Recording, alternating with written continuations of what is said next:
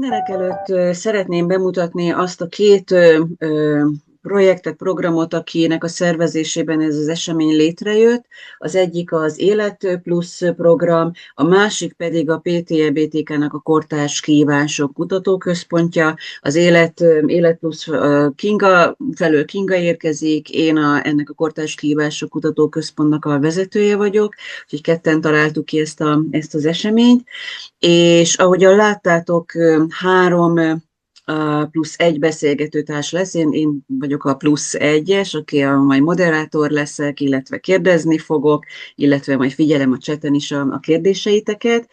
Nem sorban mutatom be a beszélgetőtársainkat. Madaras Horog Petra, aki a Cohousing Budapestnek a társelnöke, alapító tagja, egyébként a BME építészmérnöki karán végzett, majd állami szektorban helyezkedett el, településfejlesztésben dolgozott, és 2019 óta városfejlesztési projektmenedzserként dolgozik, és 2012 óta foglalkozik a közösségi lakhatás témakörével, kutat is, elméleti, gyakorlati projektekben is benne van, és 2024 óta pedig közösségi facilitátor.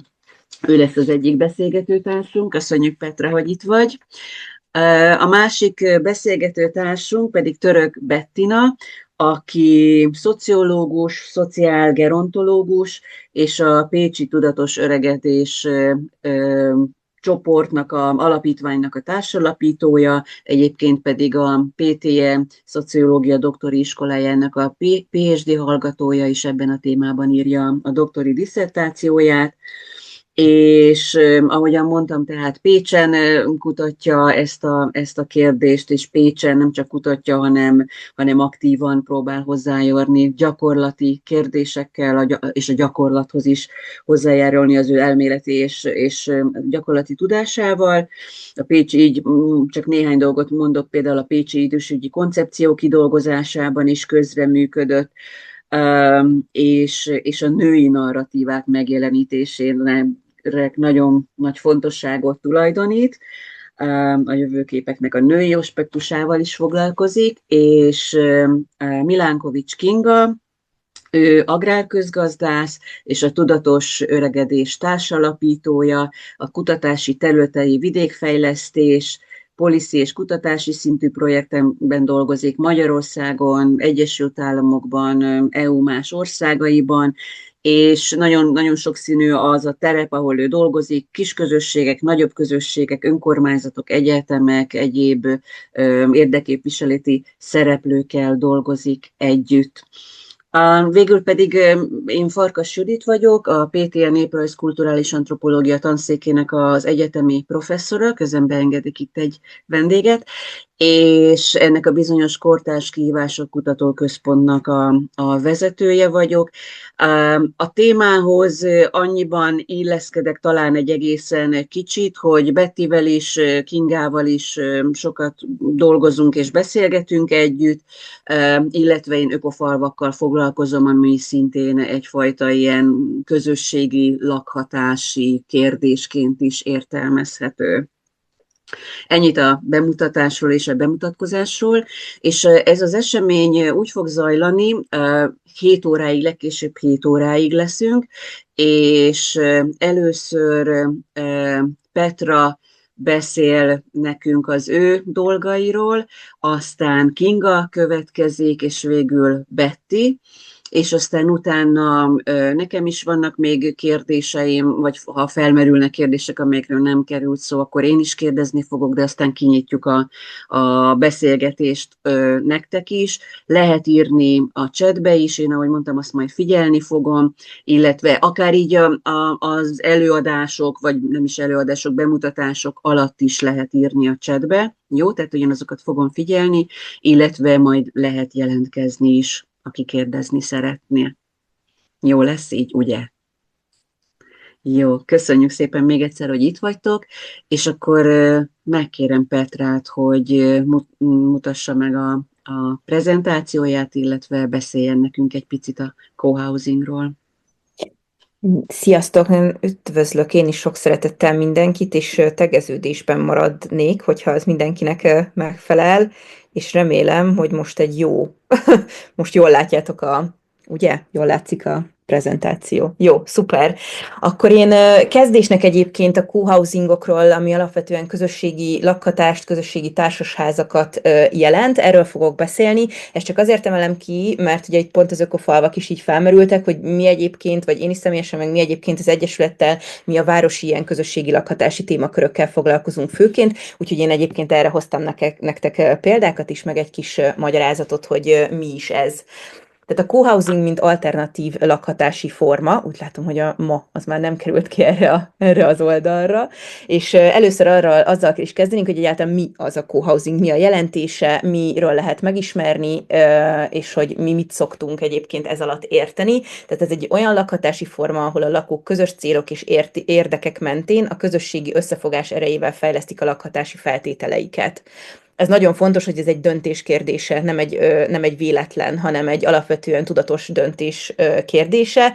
Mint azt ott látjátok is, hogy önkéntesen és tudatosan vállalják a közösséget, és ezt általuk meghatározott mértékben teszik meg, és feladatokat, eszközöket és tereket osztanak meg egymással, ez nagyon fontos. Szoktuk mondani, hogy van 6 olyan alapvetés, kritériumnak is lehet akár nevezni, ami alapján definiálhatunk egy co-housingot. Az egyik az, hogy részvétel a folyamatokban, egyébként ez mind igaz a létrehozásra, mind igaz a fenntartásra. Participatív tervezéssel jön létre az ingatlan, vagy az épület. Ez mit jelent? Ez azt jelenti, hogy a közösség az hamarabb alakul meg, mint ahogy maga az épület kialakulna, és beleszólásuk van abba, hogy milyen lesz az épület, és az ő igényeikre van szabva. Privát és közösségi helyiségek is vannak, a privátok viszont nagyon privátok, és a közösségiek pedig eléggé közösségiek ahhoz, hogy bárki jól érezze magát benne. Önmenedzsmenttel működnek, ez hogyha arra szeretnénk lefordítani, hogy mondjuk itthon, amiket ismerünk, ilyen társasházi működéseket, ahol van egy közös képviselet, itt nincsen, alapvetően valamilyen demokratikus döntési mechanizmussal önmagukat tartják egyébként fent, általában az úgynevezett szociokráciát használják egyébként a saját maguk menedzseléséhez.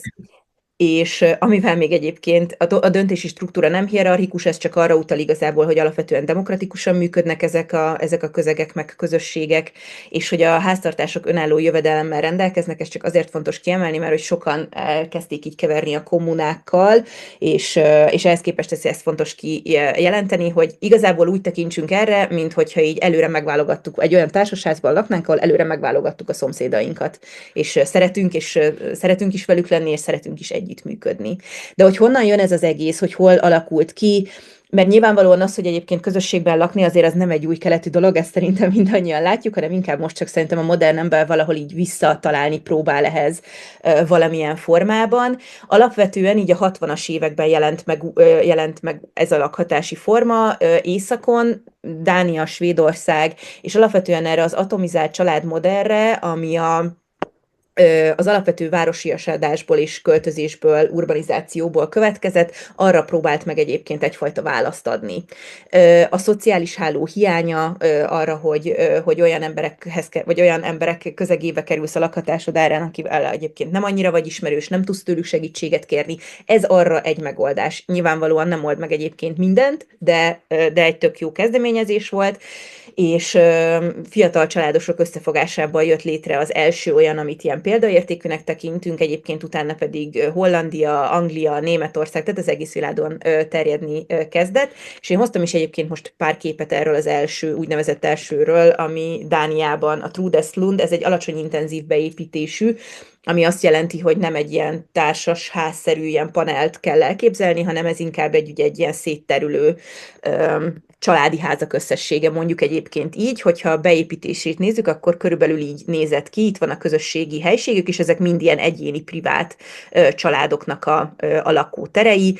Ez egy ilyen teljesen random metszetés alaprajz, hogy mondjuk hogyan is néznek ki ezek a szekciók, és az, hogy egyébként mondjuk már ilyen legyen a beépítés, hogy egyáltalán a közösségi funkciók hol kapnak helyet, hogy autók nem jöhetnek be, hanem a parkolás az csak kint van, ezek mind olyan döntések, ami már az építkezés előtt nyilvánvalóan meghozásra kerültek, és azok alapján építették fel egyébként az egész épületet.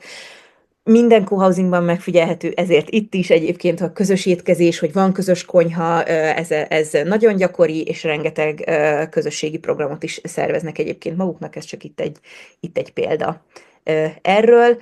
És hogy alapvetően egy nagyon fontos koncepciója az, hogy a megosztás az érték, hogy nem kell mindent tulajdonolnod, hanem meg tudunk osztani, és erőforrás-menedzsmentileg egyébként egy sokkal hatékonyabb dolgot tudunk, és ezáltal egy sokkal fenntarthatóbb életformát tudunk ezáltal folytatni.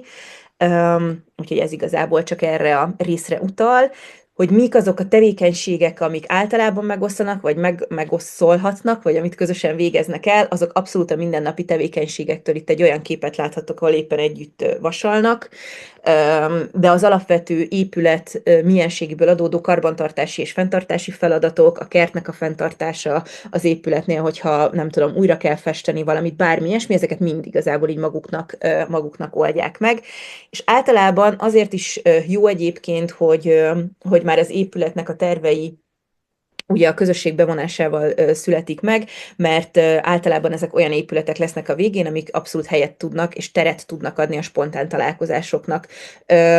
Ebbe a részével most azt hiszem, hogy annyira nem fogok belemenni jobban, de hogy ez is egy ilyen fontos szempontja. Vannak tematikus programok, a közösség az elején meghatároz egy víziót, és ehhez a vízióhoz egyébként a későbbi fenntartásnál is általában vagy gyakran kapcsolódnak olyan tematikus programok, ami számukra fontos. A közösségfejlesztés az egy alapvetés, már az épület létrejötté előttől kezdve fejlesztik, tudatosan fejlesztik a közösséget, figyelnek a konfliktusoknak a kezelésére, közösségi hétvégéket tartanak, később a beköltözés után is ezek nagyon fontos elemei annak, hogy fenntartható legyen tényleg az a közösség, amit ők létrehoztak, és nagyon gyakran egyébként nyitott rendezvényeket is tartanak.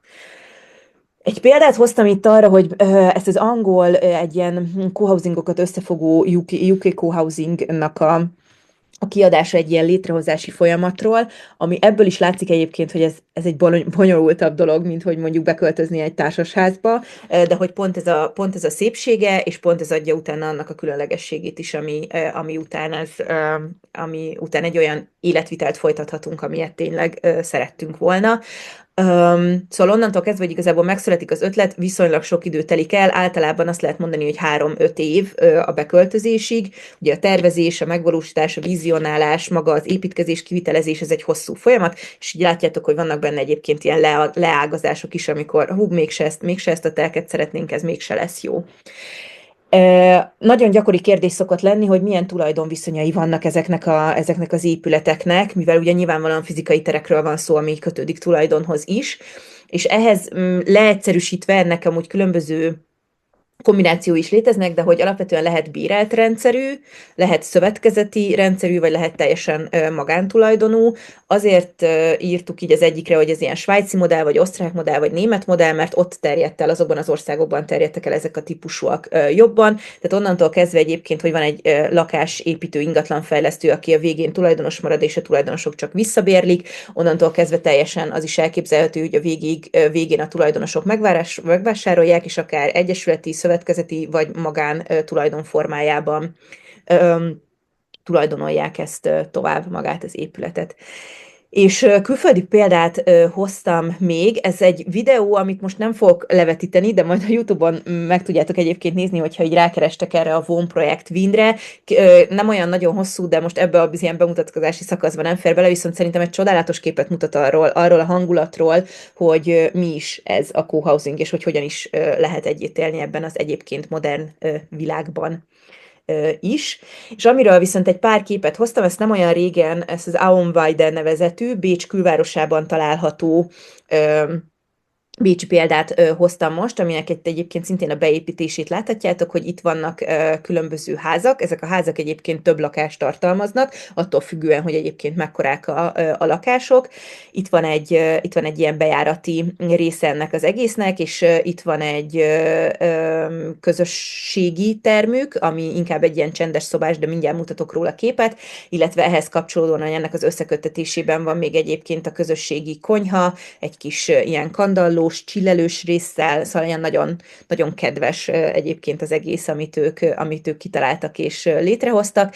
Ez Azt hiszem, hogy talán ők a COVID alatt költöztek egyébként be, tehát hogy ez még egy ilyen viszonylag frissebb, és hoztam pár képet így a külső-belső térről is. Tehát amit ott láttatok, hogy ez egy ilyen közösségi tér, az itt helyezkedik el. Van a gyerekeknek középen egy ilyen játszótér, és akkor körben helyezkednek el az épületek. Itt a közösségi térből hoztam még egyébként egy példát, ez a közösségi térnek az ilyen előtere, és számukra egyébként ilyen fontos volt a tánc és a közös mozgás, úgyhogy olyan teret alakítottak ki, amihez a padló ez megfelel, illetve mivel egy erdő mellett vannak, ezért az is amúgy nagyon fontos volt, hogy kicsit így az erdő részének érezzék magukat. Fontosak voltak a fenntartható anyaghasználatok, ezért az is látszik egyébként, hogy nagyon sok fa anyagot használtak, szerkezetileg is fa anyagot, illetve a burkolatoknál is. Úgyhogy itt igen, erről a közös részről, amit egy fenti kép, itt van egy ilyen jobb. Próbáltunk nem úgy fotózni, amikor a gyerekek is ott vannak ilyen adatvédelmi okokból, úgyhogy azért nem látjátok, hogy ez teljesen meg van telve élettel, de vasárnap délelőtt itt rengeteg gyerek játszott, és nagyon jól el voltak egymással, és ezek is ilyen hangulatképek egyébként arról, hogy ezek az épület együttesek hogyan helyezkednek el, hogyan néznek ki, mindenki a saját kert előtti részt azt egyébként így magának kezeli, úgyhogy ez is egy ilyen izgalmas dolog, és hogy ehhez képest akkor ugye ezek külföldi példák voltak, hogy mi történik itthon, vagy mi újság van Budapesten, hát ahhoz képest, hogy mondjuk Koppenhágában ilyen applikációban szervezik meg azt, hogy a közös étkezéseket akár a hétköznapon is hogyan oldják meg, ahhoz képest mi itthon azért így eléggé, én úgy szoktam mondani, hogy ilyen bébi lépésekkel haladunk ebben a dologban. Egyre több olyan lakás vagy házközösségi léptékű kezdeményezésről tudunk a városban, akik ilyen módon megosztott alapon és valamilyen közösségi vízió mentén laknak, de ebből reméljük egyre több lesz, és azt is látjuk egyébként magunk körül, hogy egyre több ilyen kezdeményezés indul. Itt, hogy kik foglalkoznak még a témával, ezt fontosnak tartottam idehozni, hogy egyébként van, aki pont az ilyen szövetségek közösségi ingatlanfejlesztésért, van egy olyan megmozdulás és csoport, akik pont az ilyen bérlői lakásszövetkezeti típusú modellt próbálják itthon meghonosítani. Nagyon sok cikket egyébként láthattok a témában, ebből elég sok elérhető egyébként a honlapunkon is, hogyha szeretnétek, és akkor van egy csoport, akit talán így érdemesebb megemlíteni, az a Collection Budapest, aki az első ilyen nagyobb budapesti közösségi társasház vagy lakóház típusú dolgot igyekeznek most létrehozni, és egy pár szót szólnék még csak arról, hogy akkor mi az Egyesületben egyébként így mivel foglalkozunk.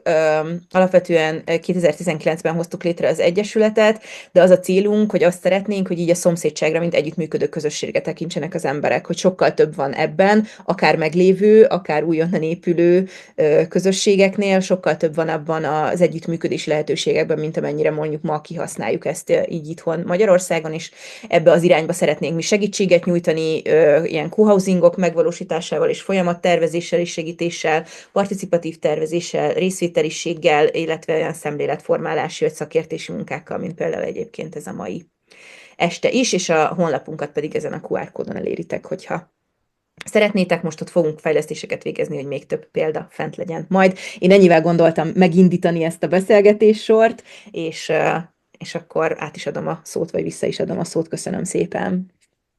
Köszönjük szépen, Petra, ez nagyon izgalmas volt. Bennem már egy csomó kérdés felismerült, de visszafogom magam, és most megkérem Jó. Kingát, hogy ő is tartson egy ilyen beszámolót. Én meg közben még mondanám mindenkinek, hogy írjátok a kérdéseket nyugodtan a chatben, mert aztán Így van. elszaladnak a témák ide-oda. Uh-huh. Megpróbálom akkor én is megosztani az enyémet. Hát, ha sikerül jól. Most a prezi látszik, vagy a... Prezi. Prezi, jó. És teljes képernyős. Oké, köszönöm. Na, nagyon érdekes volt, Petra, köszi szépen. Mindig nagyon szeretek a te előadásodhoz kapcsolódni, és úgy vinném tudod. Inga, bocsánat, egy pillanat, valaki azt írja, hogy nem hall jól. Én jól hallak, szeretném kérdezni a többieket, hogy szintén van-e bajuk a hallhatósággal. Nincsen. Majd kicsit közelebb tartom. Hogy? Én is jól hallak. Jó. Jól hallható. Én most nem látok csetet, jó? Tehát légy szóljatok, hogyha bármi én figyelek. gond van. Uh-huh. Jó. Okay. És úgy vinném tovább a szálat Petrától, hogy mi ugye a tudatos öregedésben foglalkozunk ezzel, hogyan öregedjünk, hogyan élünk majd öregkorunkban. Ennek a logikának a mentén nézegetjük ezeket a közösségi lakhatásos sztorikat, és ugye mi a tudatos öregedésben nem csak és ugye itt van egyrészt Judit, én tőled nagyon sokat tanultam arról, hogy mik vannak az ökofalvakban, meg én is egy csomó ilyen közösséggel dolgozok együtt, meg vagyok így úgy amúgy része.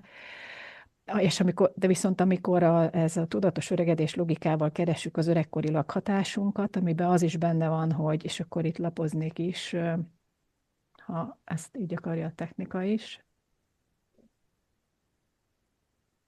Így akarja? Így akarta, ugye? Igen, léptünk. Igen. Hogy mi itt ezen a ponton nem kizárólag arra fókuszálunk, hogy hogyan fogunk lakni, hanem az, hogy milyen lesz a világ 20 év múlva akkor, vagy 30 év múlva. Tehát mi egy ilyen polikrízis válasz logikával is nézzük ezeket a kérdéseket. Nagyon erősen fókuszálunk arra, hogy a korfa hogyan változik, hogy mennyire gondolkodhatunk idős ellátásban, ki fog el, tehát hogy egy kicsit ilyen tágítom azt a fókuszt, ami a klasszik tankönyvi co-housing megközelítés.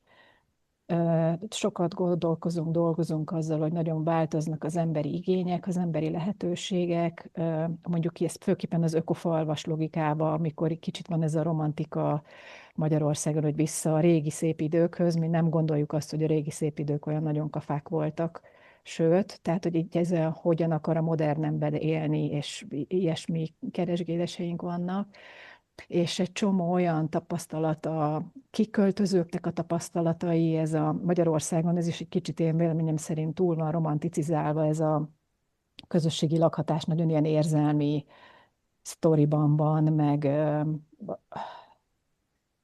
és na, szóval, hogy van egy ilyen gondolkodás, ilyen közösségi lakhatásos, közösségi terekben, hogy hogyan csináljuk, meg mit csináljuk, meg hogy csináljuk, és akkor van egy ilyen állandó diskurzus, legalábbis én így hallom, hogy miért nem működnek ezek Magyarországon. És akkor, valaki itt most bejön, jó, azt látod, Judit, akkor. Uh-huh. Tehát körülbelül ebből a logikából nézegetjük a tereket, nézegetjük a közösségeket, és 3 példát fogok én már hozni, ahol mi különböző szempontú válaszokat találunk, és ebből a szempontból szeretném ezt a 3 példát megmutatni nektek. És én is hozok bécsi, meg dán példát, ezt én nem is tudtam, hogy ez eredetileg egyébként Dániából indul, de majd én is egy dán példát hozok, ezt köszönöm Petra, mert ezzel ma is okosabb lettem. Azért hozom ezt a dán példát, mert ez a Caritas, ez kicsit olyan, mint a máltai szeretetszolgálat. Ez egy borzasztó nagy szociális ellátó intézményrendszer, sokfele vannak ők, és ez, aki bal oldalon látszik, ez a magas hölgy, itt ő az Anna, ő képzett minket arról, hogy ez egy 50 pluszos co-housing, és ami ennek az érdekessége, a mi logikánk szerint az az, hogy ezt a Caritas építette föl, és ők utána verbuváltak oda lakókat, és ez nekik egy ilyen szociális lakhatási projekt, és ott kifejezetten nehéz helyzetű 50 pluszosoknak még egyszer ilyen karitatív irányból lakhatási megoldás, de egy co-housing logikába futnak bele, tehát ott is vannak ilyen belső szabályok, meg ugyanez, mint amit Petra, te is mondtál, hogy vannak közösségi terek, meg privát terek. Ez az egész egy ilyen lakás, de ebben a zöld, tehát itt ebben a zöld házban van ez a co-housing nagy-nagy lakás, ahol azt hiszem talán 6 vagy 7 ember lakik, és megvannak a saját közösségi területeik, de még a házon belül is vannak olyan még pluszba kivehető helyek, amit, hogyha vendégek érkeznek hozzájuk, akkor ők ott tudnak lakni. És ami nekem nagyon, és itt is van egy olyan, hogy van ilyen tetőrészük, ahol a közösségi tereket tudnak használni, meg ez pedig egy nagy közösségi tér, ami nem csak ennek az 50 pluszos közösségnek a közösségi tere, hanem ennek a nagy épületnek a egyéb jellegű közösségeinek is a nagy közös közösségi tere. Ami számomra ebből, vagy Szóval amit én ebből konklúziót leveszek, az az, hogy például Magyarországon ilyen polikrízis válaszokban gondolkodunk, vagy ügyekben, hogy milyen szépen össze lehet egy ilyet rakni, akár ilyen karitatív szervezet kezdeményezésére is, és ez a nehéz helyzetű, idősödő embereknek co-housing fajta lakhatást biztosítani. Erre szerintem ez egy nagyon jó példa. A következő példa, amit hozok, ez is szintén bécsi példa, ez a Vizavin. Ezzel a csapattal én véletlenül találkoztam. Itt van egy hölgy, illetve itt van ő nekem egy régi ismerősöm.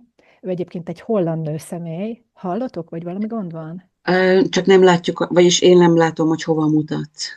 Hűha, jó, itt. De most itt. viszont igen. Most Jó, látod, oké. igen.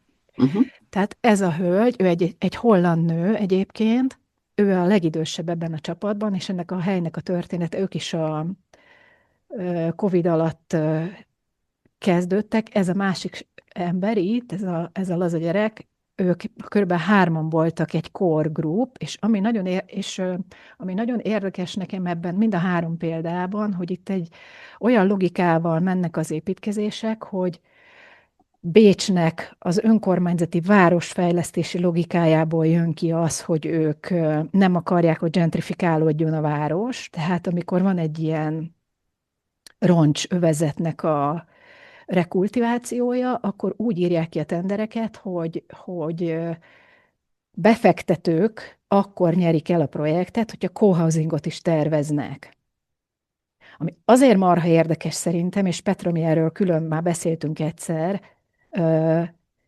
mert így rendszer szinten meg tudják ugrani azt, hogy nem a 3 vagy 4 vagy 5 darab összeverődött embernek kell hajkurászni, hogy hol legyen az ingatlan, meg mi legyen, meg hogy legyen, hanem itt már elkezd az önkormányzat, a befektető, meg a közösség partiba lenni egymással, és a befektető motivált abban, hogy a co-housingnak megteremtse, a közösségnek megteremtse az lehetőségét. Tehát itt konkrétan az történt, hogy a befektető beletette a tenderbe, hogy ők co-housingot fognak csinálni, de igazából fingjuk nem volt arra, hogy ezt hogy kell csinálni, tehát összetalálták ezt a 3 embert, 3 ember volt csak, aki co-housingot ebbe beszállt, és ők viszont újsághirdetéssel kezdték verbuválni a csapatot. Tehát az, ami Magyarországon megy, hogy először szeressük egymást, meg így fejlesztünk, meg úgy fejlesztünk, és még egy kapavágás sincsen, de már szétrobbant a csapat. Ezt egy teljesen más logikával csinálják, és az én ismerősöm, ez a Marike, ő ezt az újsághirdetést látta, tehát ő nem volt benne a korcsapatban, és akkor ott elkezdtek ezzel a szociokráciás módszerrel, és együtt a fejlesztővel fejleszteni, tehát ott már a tervezésben benne voltak ők is, és akkor meghatározták, hogy kinek mekkora lakása lesz, hogy lesz, közösségi, stb. És ami nagyon érdekes, itt látszik a csapat, és ők beterveztek olyan közösségi tereket is, amit egyébként ők kiadnak, tehát a közösség bevételteremtő tereket is már beletervezett ebbe az egészbe, ami szerintem nagyon fontos. Nem tudom, hogy mennyire forradalmi, vagy nem, feltételezem, hogy nem annyira forradalmi, de én Magyarországon még nem annyira hallok erről úgy beszélni embereket, hogy úgy tervezzük mondjuk, de speciál mi pont János Idán erről beszélünk egyébként, de az mondjuk nem ebből a logikából jött ki, de az, hogy jövedelem termelő épületek legyenek, és a közösség abból finanszírozni tudjon ezt, azt, amat, szerintem ez egy nagyon jó gondolat, és ez fontos is lenne Magyarországon is ezt szerintem beépíteni ebbe a közösségi vagy a közösségi lakhatási logikába. És akkor még egy kép innen. Ők tavaly augusztusba költöztek be, tehát így beszélgettünk sokat, nagyjából valamennyire végig tudtam követni, ilyen nagyon öko épület lett, ez az első olyan épület, ami 6 emeletes, tehát ilyen külön tűzvédelmi, nem tudom micsodákat, próbákat kellett csinálni, mert olyan ökoépítészeti dolgot alkalmaznak, amit ilyen magas házaknál még nem csináltak. Tehát ahhoz, hogy egyáltalán megkapják az engedélyt, itt mindenféle ilyen hatósági micsodákat kellett nekik tudni produkálni. De ez egy ilyen jobban, tehát ez nem egy szociális olyan értelemben, mint az előző volt, tehát itt ilyen, nem tudom, képzettebb, meg ilyen öko irányba elkötelezettebb emberek lettek itt a közösségi lakhatásnak a tagjai, és ilyen pluszokat bevállaltak ők vannak olyan helyzetben, hogy ilyeneket be tudjanak vállalni. Úgyhogy ez tehát arra is szeretném fölhívni a figyelmet, hogy milyen érdekes, hogy mennyire más, tehát attól függően, hogy milyen fajta közösségeknek lesz ez a lakhatása, mennyire más prioritásaik, meg szempontjaik, meg lehetőségeik lehetnek. És akkor megmutatnám ezt az ábrát, ami remélem, hogy most ment, hogy én nagyon, nagyon szeretném Magyarországon ebbe az irányba tágítani ezt a közösségi lakhatásos logikát, és pont ezért is nézzük ezeket a co-housingokat, hogy hogyan tudjuk megugrani azt a nehézséget, ami itt Magyarországon nagyon van, hogy ezek a co-housingban gondolkodó ilyen vagy olyan vagy amolyan közösségek könnyebben vagy egyetem meg tudják ugrani azt, hogy ez ne egy ilyen lakásszinten maradjon, de hogy mondott Petra, hogy ilyen lakás szövetségek már úgy, mintha kezdenének lenni, vagy ilyen lakás per lakás, hanem hogy ezt tágítsuk, hogy a tágabb társadalom számára sokkal inkább elérhető legyen ez a közösségi lakhatási gondolkodás. Na és akkor, ami az én fantáziámat teljesen lenyűgözi mostanában, ez egyébként egy dán példa, és amikor beszéltél Petra erről, amiket te mondtál, akkor így hirtelen leesett a tantusz, hogy valószínűleg nem véletlen, hogy ezt így, szóval, hogy azért ez nem egy véletlen dolog Dániában, hanem ők már valószínűleg akkor régen óta csinálják. Ez egy dán közösségi lakhatási sztori, és ami számomra iszonyatosan érdekes. Hány percen van még körülbelül, Judit? Mennyit használtam el? Nem figyeltem, de van még idő, csak mondd nyugodtan. Jó. Belemerültem nagyon, és nem figyeltem az órára. Szerintem még ha egy ilyen 5 percen van, akkor Persze, az jó. bőven. Petra úgyis rövidebb volt, mint terveztük. Okay. Ebbe a projektbe én egy véletlen folytán kerültem be, na mindegy. Az ennek a helynek a neve, hogy ON17, ez Koppenhágának, majd mindjárt megmutatom a térképen, hogy ez hol van Koppenhágában, és itt erről az egységről beszélünk, ez a UN17, aminek az az izgalma számomra, így a polikrízis válaszra, hogy ez az ENSZ mind a 17 fenntarthatósági paraméterére van válasz a tervezés szintjén már. És úgy néz ki itt ez az egész, majd mindjárt mutatok egy térképen, hogy ez egy nagyobb ez is valami nem tudom, hogy ilyen rozsdaövezet volt-e, de ez egy ilyen nagyon új development.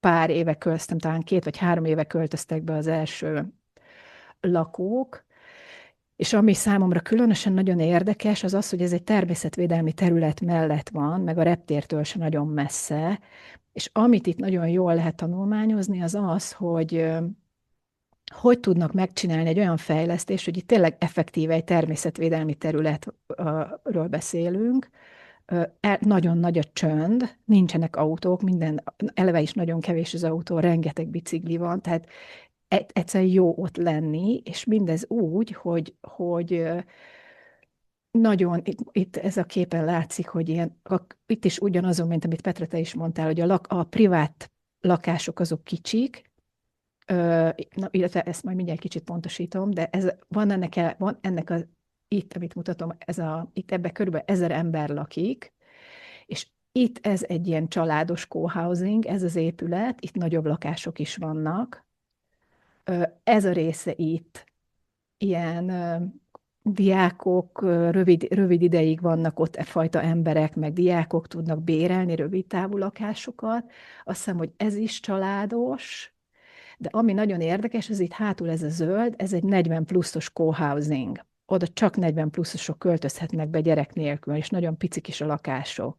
Tehát ami itt nagyon érdekes számomra az az, hogy ugye erről is szokott menni ilyen vita, hogy intergenerációs legyen, van, aki arra esküszik, van, aki azt mondja, hogy ő nem akar ott gyerekeket látni, vagy öregeket látni, és akkor ez itt szokott menni a morfondír, hogy akkor ez mi a jó, meg mi a nem jó, és itt például tök jól összerakták úgy, hogy itt ez egy gazdasági, meg egy ilyen adminisztratív egység, tehát akinek mondjuk, tehát a 40 pluszosba oda nem jöhetnek be a gyerekesek, mert hogy legyen nyugta azoknak, tehát nyilván a 40 pluszosba olyanok költöz, és ja, ez bérletes, tehát most már és viszonylag nagy is a forgás, tehát ez nem egy ilyen nagyon szoros közösség, a 40 pluszosban ott 60 lakás van.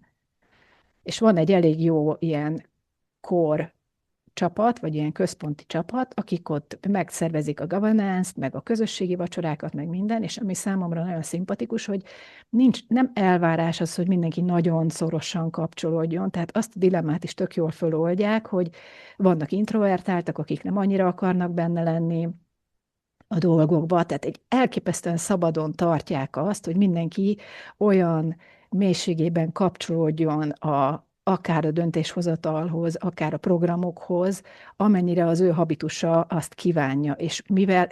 És ami még szerintem számomra nagyon tanulságos ebből, hogy olyan nagy, tehát van akkora volumenű ember ebben a 40 pluszosban is, meg így ebben az egészben, hogy fel van skálázva, nem az, hogy 10 embernek kell szeretnie is egymást, meg együtt is lakni, meg a szemetet is kivenni, meg minden, tehát én azt gondolom, hogy ebben van fantázia ebben a nagyobb volumenű közösségnek a lazább fajta összeszervezésében, mert a sokkal nagyobb teret ad arra, hogy hogyan kezeljük a saját különbözőségeinket. Fantasztikusan jól működik ez a dolog, és úgy van, hogy mindenkinek van egy ilyen kis pici kulcsocskája, és aki mondjuk a 40 pluszosban van, mert itt vannak közösségi terek, tehát ebben a 60 lakásban úgy van, hogy ez 6 emelet, és minden második emeleten van egy ilyen közösségi rész, ami 30 ember tud, ez egy ilyen közösségi konyha, de ebből 3 van ennek a 60 családnak, plusz van biciklis műhely, meg tetőterasz, meg még egyéb közösségi helyek is, amit csak ezek, tehát ezt a három konyhát, ezt csak a 40 pluszosok használhatnak, tehát meg van csinálva úgy, hogy akik nem akarnak mondjuk gyerekeket látni, nekik van saját terük, de itt van például ebben az épületben van egy olyan közösségi tér, a családosoké, ami 140 ember tud magába foglalni, tehát ilyen szülinapi zsúr, nagy parti, még nagyobb parti, és ezt meg viszont mindenki, az összes ebben a unitban lévő összes emberek használhatják. De nyilván ez a családosoknak van alapvetően, mert ők vannak sokan, meg még a kutya is bemehet, meg mit tudom én. Szóval itt azt gondolom, így co-housing logikával, hogy amit én ezeket én el sem tudtam képzelni, egyébként nem tudtam ilyeneket álmodni, de itt, amit én eddig el tudtam képzelni, meg még annál is többet, ezt itt így megcsináltak. Egyébként ez az egész egy ilyen szivacsváros koncepcióval van, majd még mindjárt mutatok egy pár képet, csak még akkor megmutatom, hogy ez így hol helyezkedik el. Ugye itt van Koppenhága, itt van a reptér, és itt van ez a rész, és itt látjátok körülötte, itt ez végig természetvédelmi terület. Kicsit belezúmolok. Ez, amit az előbb mutattam, ez ennyi ebből. És ez az egész egy ilyen nagyobb városfejlesztési projektnek a része. Ugye Petrával pont a múltkor kérdeztem a Petrát az egyik rendezvényünk után, hogy mit tudunk erről a budapesti roncsövezetes izéről. Ugye vannak most már Magyarországon is ilyen nagyobb volumenű, progresszív, modern fejlesztési elképzelések, és azt gondolom, hogy mindezek a bécsi példák, meg ez a dán példa is tökre mutat olyat, hogy amikor arról beszélünk, hogy önkormányzatok és fejlesztők és közösségek együtt akarnak valami jövőbe mutató dolgot csinálni, akkor erre látszik azért, hogy van hol menni, példákat ellesni. És akkor mutatnék még egy pár képet erről, hogy ez milyen is, így kicsit közelebbről. Itt tényleg effektíve az, hogy ez egy természetvédelmi terület. Itt én még ilyet nem láttam tényleg frankon, hogy mindenféle állatkolóniák, meg ember, tehát így az ember, mint kolónia, az csak egy kolónia ott a sokféle kolóniában, mert ott vannak a vadludak is, ott zűröznek, meg a sirályok is, meg a birkák, legeltetik ezt az egészet, nagyon-nagyon érdekes, és akkor itt látszik talán itt, hogy ez a szivacsváros koncepció, gyűjtik mindenhonnan a vizet, pufferolják, tehát amit Bécsben meg lehetett tanulni így a modern városfejlesztésben, ez ennek mind része. Itt van még egy két.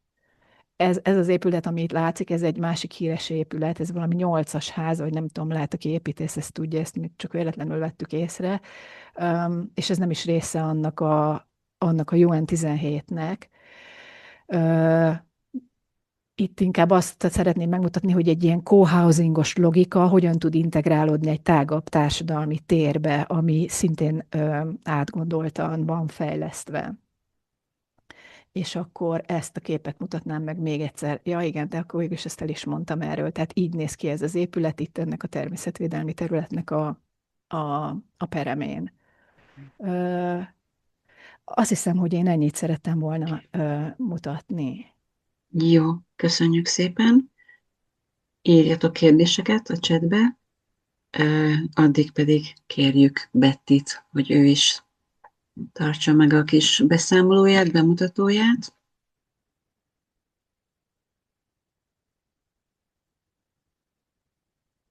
Látszik? Igen, látszik. Köszönjük Jó. szépen. Jó, köszönöm szépen.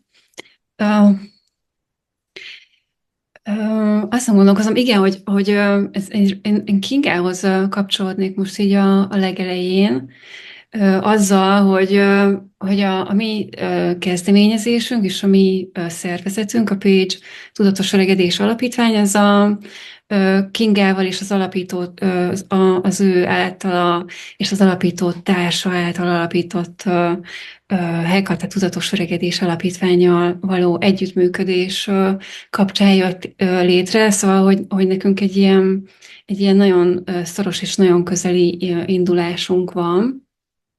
És egyébként a nevünket is a Kingától kaptuk. A King Tata volt a Page. Mi egy pécsi kezdeményezés és pécsi szervezet vagyunk, és Knyher Éva Bubu közösségfejlesztővel együtt alapítottuk ezt a kezdeményezést 2022-ben, és 2024 óta van meg a formális szervezetünk, az alapítvány, és azt nézem, hogy tudok-e lépni, de valamiért nem ment, ugye? Egyelőre még nem ment. Uh-huh. Most igen. Most igen. Igen. És csak ilyen pár mondatban meg felvillantásszerűen, hogy mi mivel foglalkozunk. Mindjárt, viszont most visszamegyek. Jó, azt hiszem, hogy megvan, hogy tudok léptetni. Szóval hogy a HomeShare intergenerációs otthonmegosztás lakhatási program, ami így a mi egyik szívügyünk, az egy szelete annak, amit mi csinálunk. Tehát mi alapvetően Pécsen működünk, és így eléggé lokálisan lokális szervezet vagyunk, alulról induló kezdeményezés, és ami nekünk így nagyon központi, ez a szemléletformálás és a közösségfejlesztés, és hogy a közösségi szemlélet alapján megyünk, és próbáljuk a munkánknak minden szegletében, részében a közösségi szemléletet megvalósítani. Itt azt meg itt felvillantom, hogy milyen ökoszisztémában, meg gondolkozásmóddal megyünk, és hogyan valósul meg a közösségi szemlélet a munkánkban. Vannak olyan kezdeményezéseink, programjaink, amik egyéni szinten működnek, megyünk közösségi szinten, és helyi szociálpolitikai szinten is vannak tevékenységeink.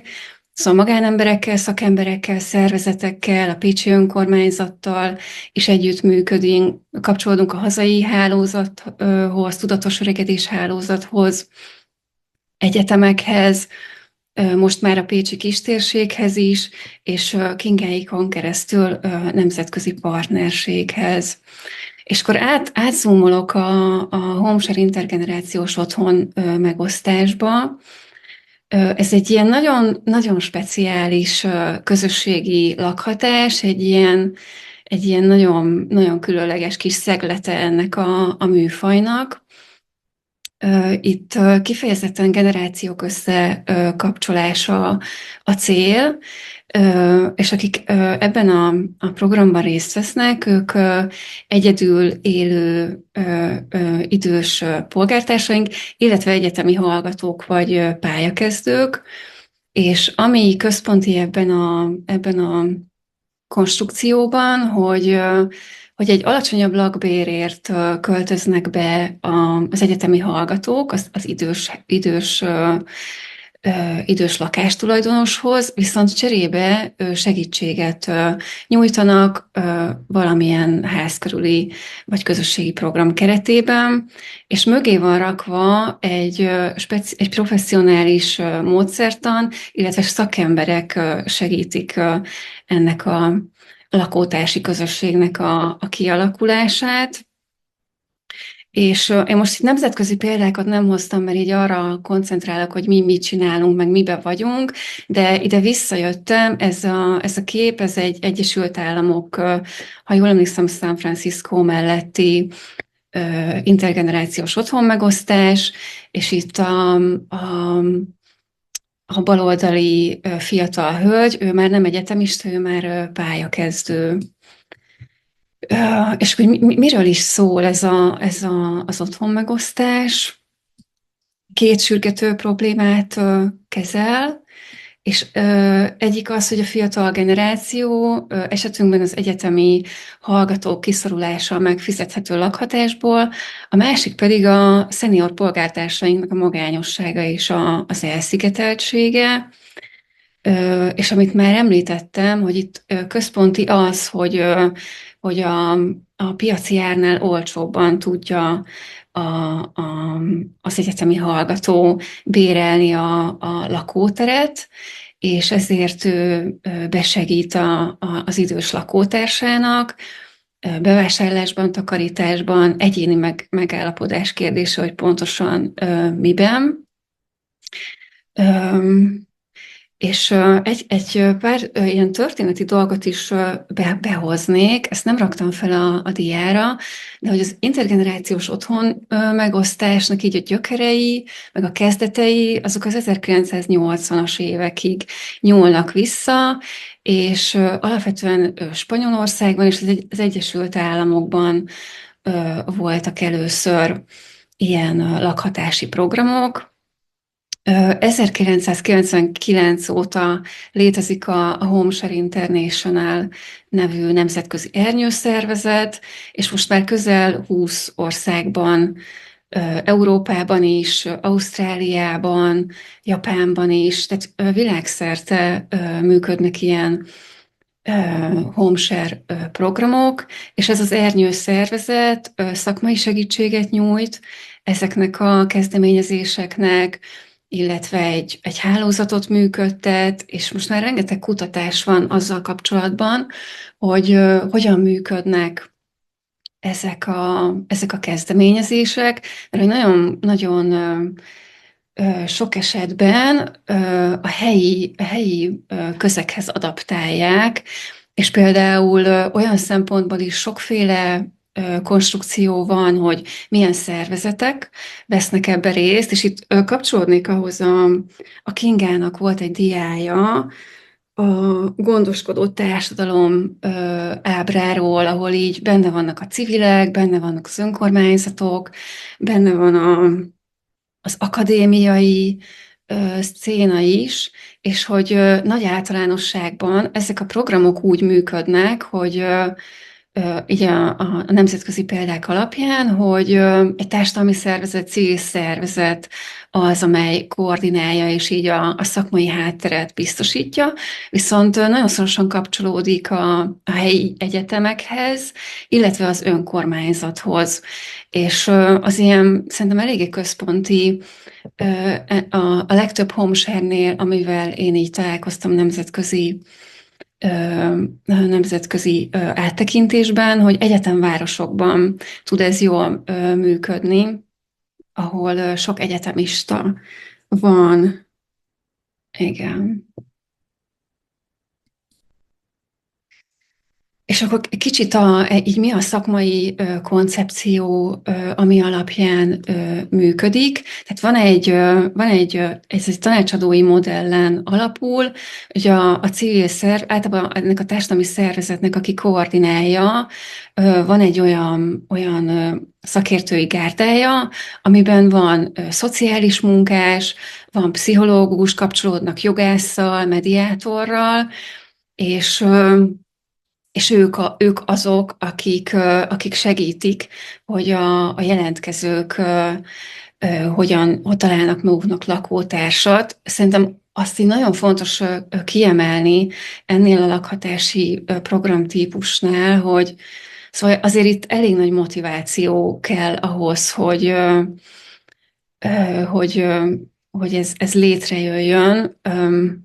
Tehát ez ilyen szempontból elég nis, meg nem való ez mindenkinek. Tehát, hogy nagyon fontos, hogy azok, akik jelentkeznek, és szeretnének egy ilyen programba bekerülni, ők így, amit Petra is mondott, hogy szóval ez egy döntés, hogy ők ezt szeretnék, ők ebbe így beleengedik magukat, és vállalják azokat lehet, hogy néha kellemetlen vagy kényelmetlen dolgokat, amikkel ez együtt jár. Tehát, hogyha valaki úgy akar ebbe bekapcsolódni, hogy az motiválja, hogy akkor ő szeretne spórolni, akár az idős részéről, akár az egyetemi hallgató részéről, és egészen egyszerűen vagy olcsóbbá szeretné tenni a lakhatását, és nincsen egy elköteleződés benne, hogy akkor ez egy együttélés lesz, minden olyan dologgal, amivel egy együttélés együtt jár,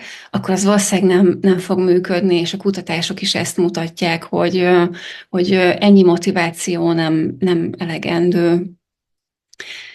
Szóval, amit mondtam, hogy van egy tanácsadói modell, egy szakértői csapat, és akkor ezt úgy kell elképzelni, hogy a jelentkezők kitöltenek egy kérdőívet, amin ilyen általánosabb információkat gyűjtünk, és a pszichológus az, aki interjút készít a jelentkezőkkel, hogy kiderüljön, hogy ők így milyen a személyiségük, milyen életmódot preferálnak, milyen a lakhatási igényeik, és feldolgozzák ezeket az interjúkat, kérdőíveket, és ami így kicsit így a lelke ennek a konstrukciónak, hogy megpróbálnak illesztéseket létrehozni, és megtalálni azokat a jelentkezőket, akik az adatgyűjtés, a beszélgetések alapján így jól passzolnak egymáshoz, és hogyha találnak ilyet, akkor bemutatják őket egymásnak,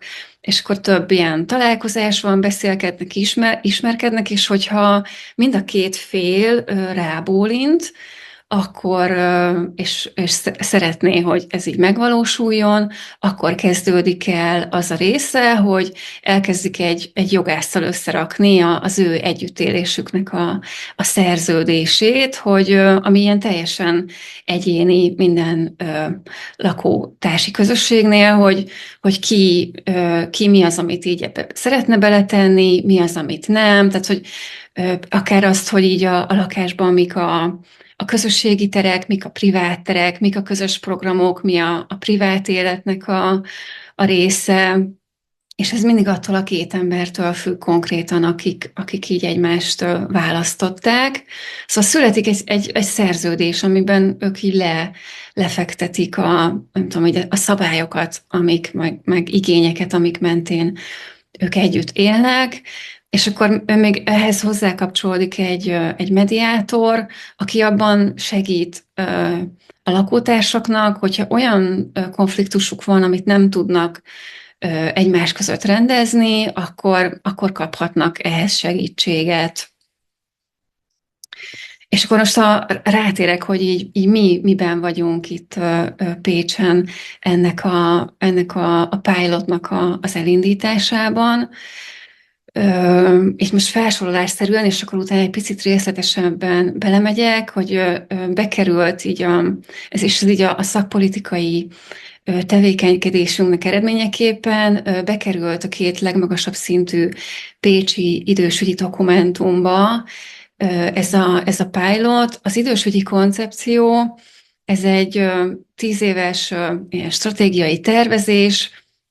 Igazából itt irányelveket határoztunk meg, ennek nincsen ilyen kötelező jellege, Viszont a helyi esélyegyenlőségi programban már van intézkedési terv, és oda is be tudott kerülni ez a pilot program, felelősökkel, határidőkkel, és mi egyébként próbálunk ez alapján menni így előre, és szépen lassan, lépésről lépésre ezzel a közösségi tervezéssel haladni afelé, hogy elindulhasson a pilotunk.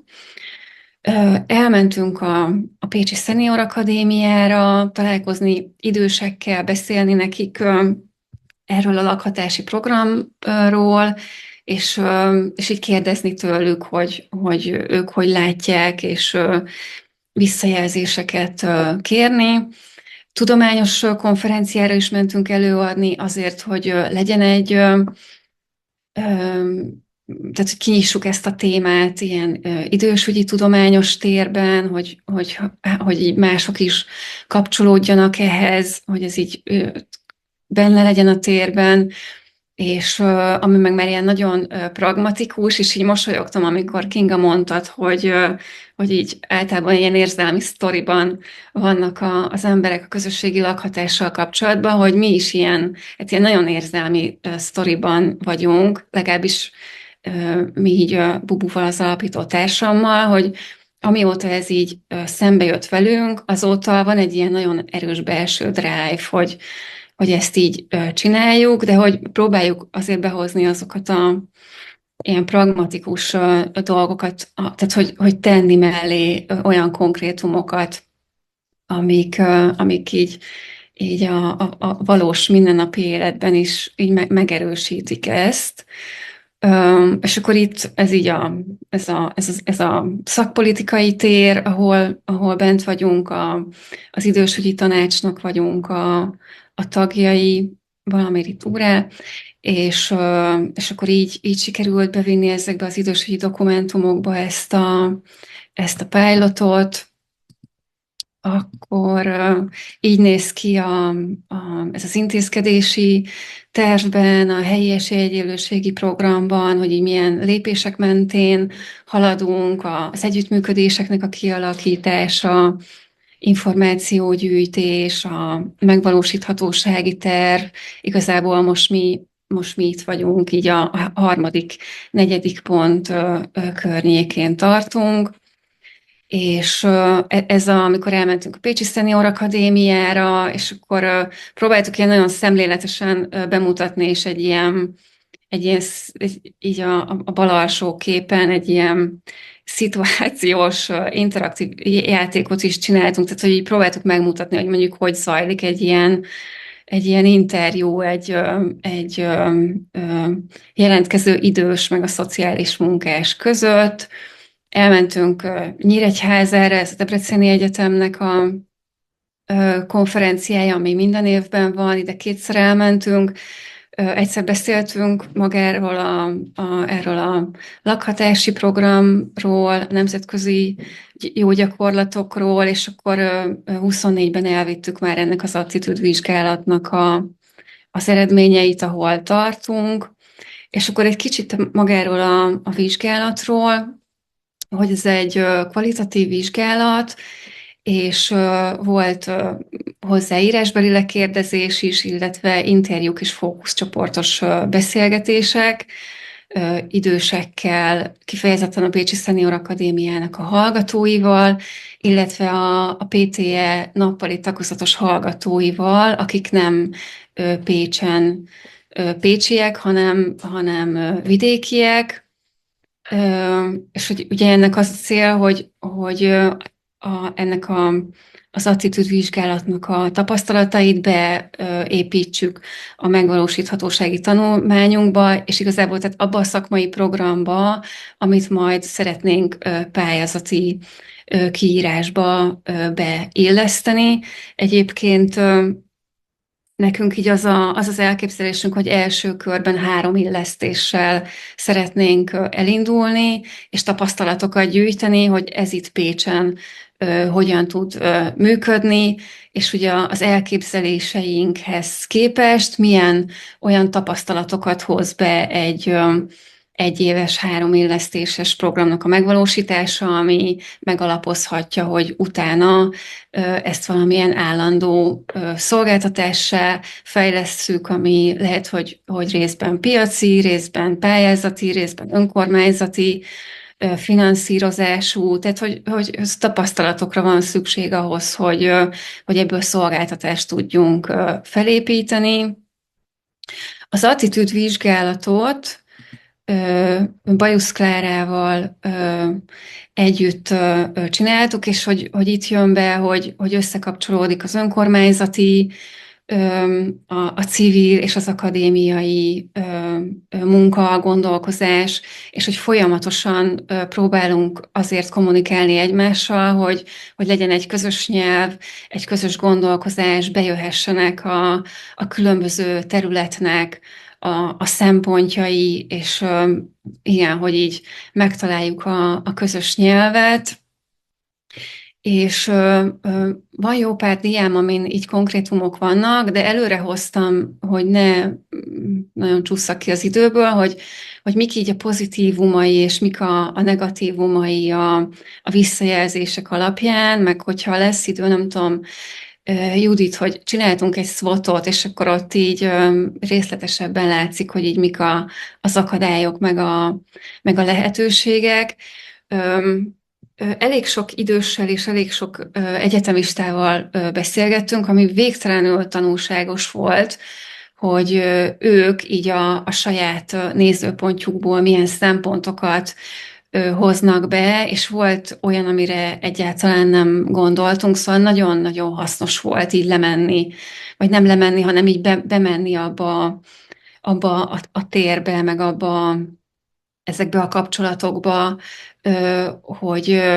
hogy olyan információkat gyűjtsünk, ami kívül esik azon, amit mi így fejbe elképzelünk, és ami abszolút így visszaigazolódott, hogy azt látják, hogy ez így jó az elmagányosodás ellen, hogy nagyon sokan kiemelték ezt az intergenerációs egymástól tanulás szempontot, igen, hogy felráz, igényességre motivál, ad egy biztonságot, miközben benne van ez a bizalmatlanság is az idegenekkel szemben, tehát hogy ennek így mind a két oldala megmutatkozott. Azt így nagyon pozitívnak látták a megkérdezettek, hogy itt választható a lakótárs, tehát hogy mennyire más, mint mondjuk egy kollégiumban, ahol így sok esetben ad-hoc bekerülsz egy szobába, és hogy nem választod meg, hogy kikkel lakhatsz, élhetsz együtt.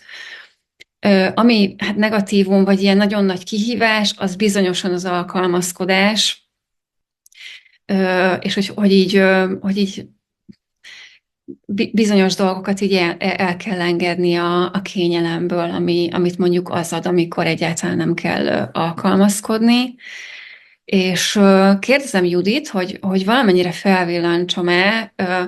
Én nagyon szeretem a kvalitatív kutatást, amikor bejönnek ilyen mondások, gondolatok, amik így nagyon kifejezőek, meg ízesek, meg ilyen nagyon telibe tudnak találni. Itt most láthatóak a lehetőségek, illetve a veszélyek, és majd a következő szlájdon vannak az erősségek és a gyengeségek. Egy pár dolgot így felvillantok. Oké, esetleg vegyél ki belőle néhányat, amiről azt gondolod, hogy Igen. neked a legizgalmasabb volt, és aztán úgyis vannak vonatkozó kérdések. Jó, oké. Például azt, tehát, hogy a lehetőségek, ez az önismeret, az nagyon izgalmas volt, hogy amit így mondtam, hogy ehhez motiváció kell, ehhez nyitottság kell, ehhez alkalmazkodási képesség kell, és hogy ez mekkora lehetőséget nyit meg az önismeret felé, és hogy mind a két fél részéről. Hogy szerintem ez nagyon izgalmas, az egymástól tanulás, az is nagyon izgalmas, tök jó, hogy behozták a gondoskodást, és azt nem mondtam, és ez nagyon fontos egyébként, hogy itt teljesen kizárt az ápolás és a gondozás, tehát hogy itt olyan idősek kerülhetnek ebbe a programba, akiknek nincsenek ápolási igényeik, szükségleteik, ami már egészségügyi és szociális ellátórendszerhez tartozik, de hogy bekerült az egymásról való gondoskodás, nem a gondozás szempontjából, hanem az egymással való törődés, és hogy akkor ennek van egy ilyen lelki-érzelmi része, meg van az a része, hogy persze így nem tudom segíteni bevásárolni, cipekedni, mondjuk, ami így a fizikai terhet levenni az idősekről, de hogy van ennek egy ilyen nagyon erős ilyen kapcsolati része.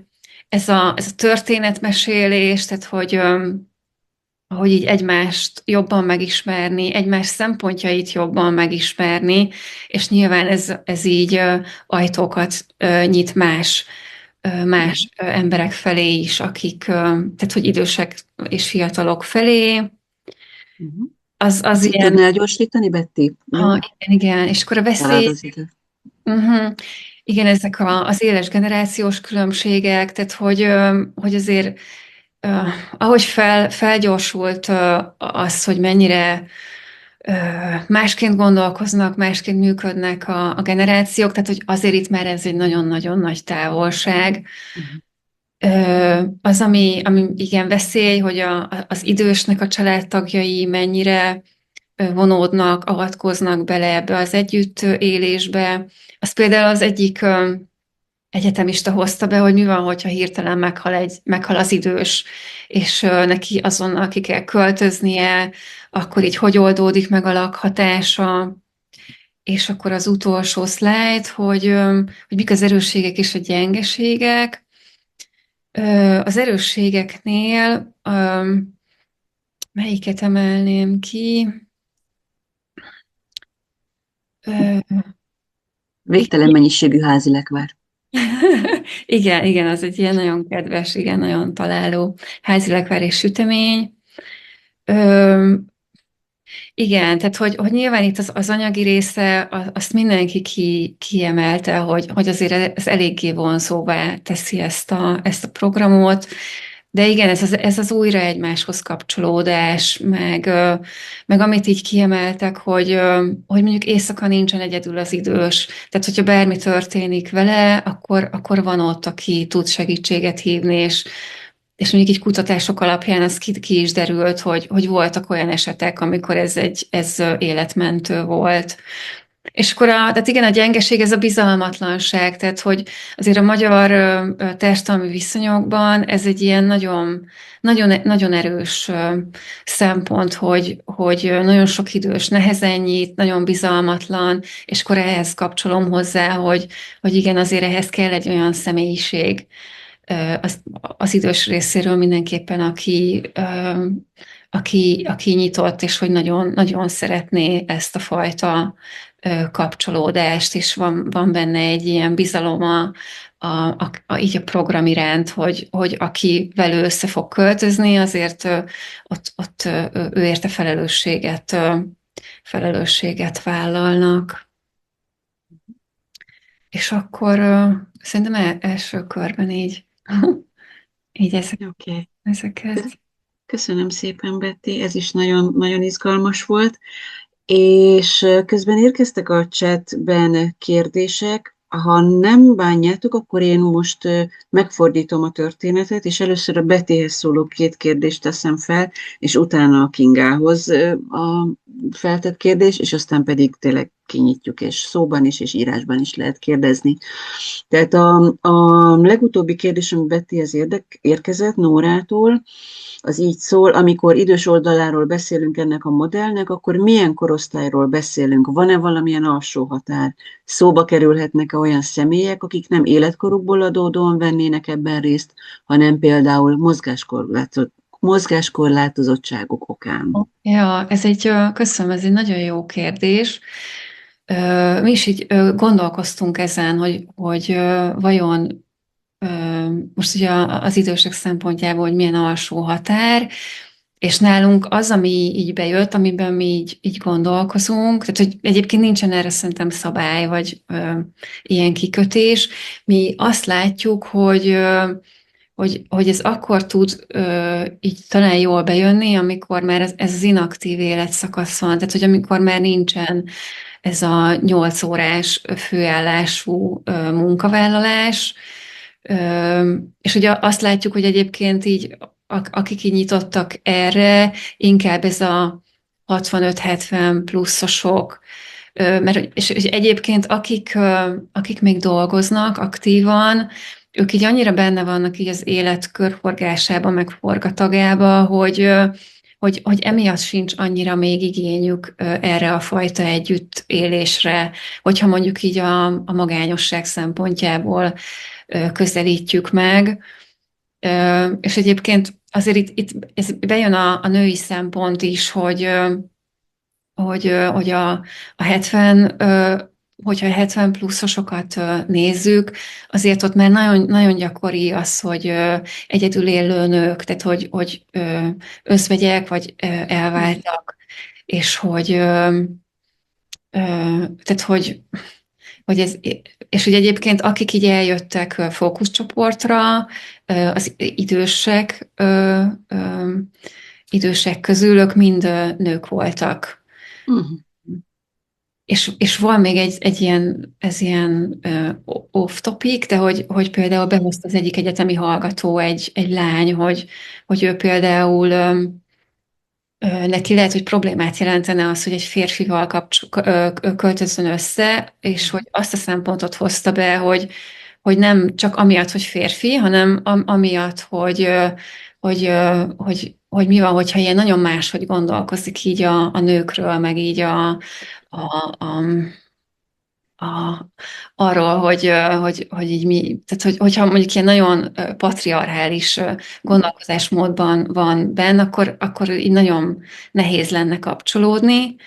Uh-huh. És a másik része a kérdésnek, hogy mozgáskorlátozottságuk okán, ezen egyébként konkrétan eddig azt hiszem, hogy nem gondolkoztunk, de ez egy nagyon jó felvetés, és ezt kiegészíteném azzal, hogy felmerült, hogy nem csak, hogy ez az otthon megosztás ideális lehetne, hogy nem csak idősek és egyetemi hallgatók, hanem idősek és egyedülálló gyereküket egyedül nevelő anyák esetében, amivel még így lehet ezt bővíteni, az ebben való gondolkozást. Igen, azt hiszem a lakhatási probléma az eléggé jól kiszélesítheti ezeket a rétegeket, ugye? Igen, igen. Jó, köszönöm szépen. A másik kérdés pedig Borda Vikitől érkezett, szintén hozzád Betty, és aztán utána Kingát kérdezzük. És ezt egy picit már te is feszegetted egyébként, amire Viki rákérdez, mennyire átültethető az intergenerációs homeshare modell olyan társadalmi, kulturális közegbe, ahol általánosan alacsonyabb az emberek közötti bizalmi szint. Magyarországon például az idősebb generációk egy része vélhetően erősebb fenntartásokkal viszonyul ahhoz, hogy idegenekkel ossza meg az otthonát, ami részben a társadalmi bizalom hiányából, részben pedig sajátos generációs, szocializációs mintázatokkal magyarázható. Van-e erre hazai példa? És ha nem bánod, Betty, én hozzátenném, mert én is nagyjából ezt akartam kérdezni, csak én konkrétan Pécset próbáltam ezt az egész általad felvázolt modellt elképzelni, ahol ugye nagyon sok nemzetközi hallgató van, és tudjuk kutatásokból, hogy akár az albérlet kiadásában is ez ugye egy nagyon komoly dilemma, hogy kinek, milyen külföldinek adják ki az albérletet, és hát az eredmény az, hogy minél sötétebb a bőre, annál kevésbé. Tehát nem csak az, hogy külföldi, meg az, hogy európai, meg nem európai, hanem a nem európain túl a bőrszín sötétsége. Tehát magyarul mondjuk egy arab hallgatót könnyebben befogadnak albérletbe, mint egy fekete-afrikai hallgatót. Azt hiszem, ez nem PC terminus volt. Jó, tehát hogy én még ezt hozzátenném, de az alapvető kérdés az tulajdonképpen ez, hogy a Magyarországon ez az alacsonyabb bizalmi szint, Igen. Ez hogy van-e erre hazai példa, azt kérdezi Viki. Hogy először reflektálok arra, amit így mondtál, ez a külföldi hallgatók, ugye itt Pécsen is nagyon sok külföldi hallgató van, és hogy egyébként ez felmerült, hogy nem az első pilotba, tehát hogy nem ezzel nem mély vízbe ugranánk, de hogy szerintem, és ez az én meglátásom, hogy szerintem tök jól tudna működni nemzetközi, vagy szóval, hogy külföldi hallgatókkal, és én azért gondolom ezt, mert hogy sok olyan idős, vagy nem sok, de hogy vannak olyan idős emberek, nyugdíjas emberek itt Pécsen, akik beszélnek nyelveket. És általában akik beszélnek nyelveket, ők így sokat vannak, tehát hogy megfordultak külföldön, vannak nemzetközi tapasztalataik, és hogy jó esetben elfogadóbbak, nyitottabbak.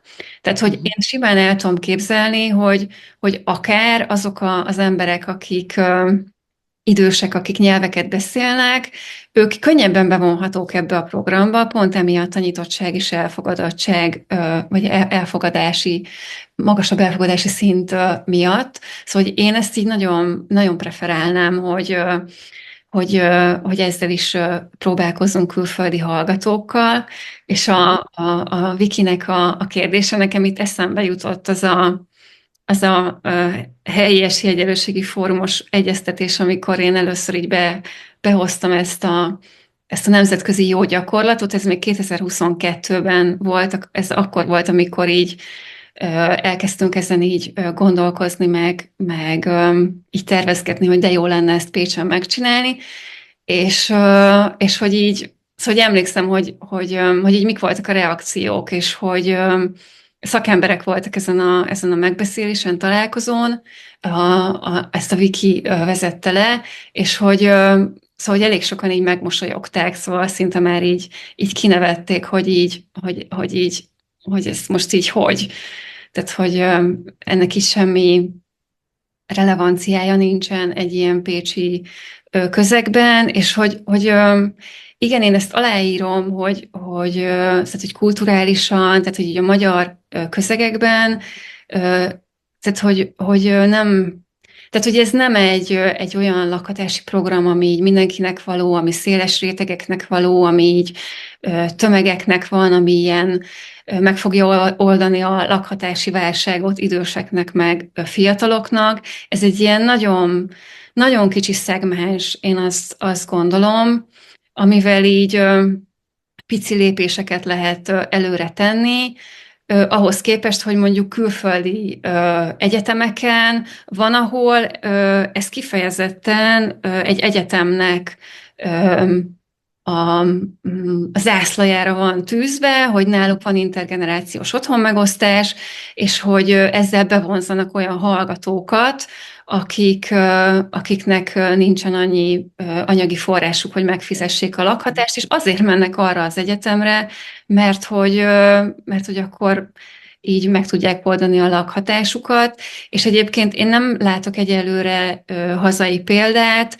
Itt általában azt szokták mondani, hogy ez valahol mindig is működött, tehát hogy voltak a megkérdezettek között olyanok, akiknek volt személyes tapasztalata azzal, hogy amikor egyetemre jártak, akkor egy házi néninél vagy egy házi bácsinál laktak, amit kvázi egy ilyen albérlet volt, nem volt benne az extra, hogy akkor ők így olcsóbban laknak ott azért, mert elmennek bevásárolni, vagy segítenek a takarításban, tehát hogy ilyen gyökerei vannak. Én nem látok még ilyen működő példát, kezdeményezéseket látok erre, és én azt látom, hogy egy ilyen egyetemvárosban, ilyen kis léptékben lesznek olyan jelentkezők, akik örülni fognak annak, most idősekről beszélek, hogy összeköltözhetnek egyetemistákkal.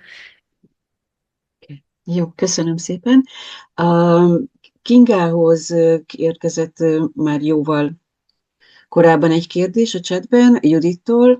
Egészen hihetetlen, hogy ennyi ember békében együtt tud élni. Van valami szerződésük? Mi van, ha valaki nem tartja be a szabályokat? Kinga?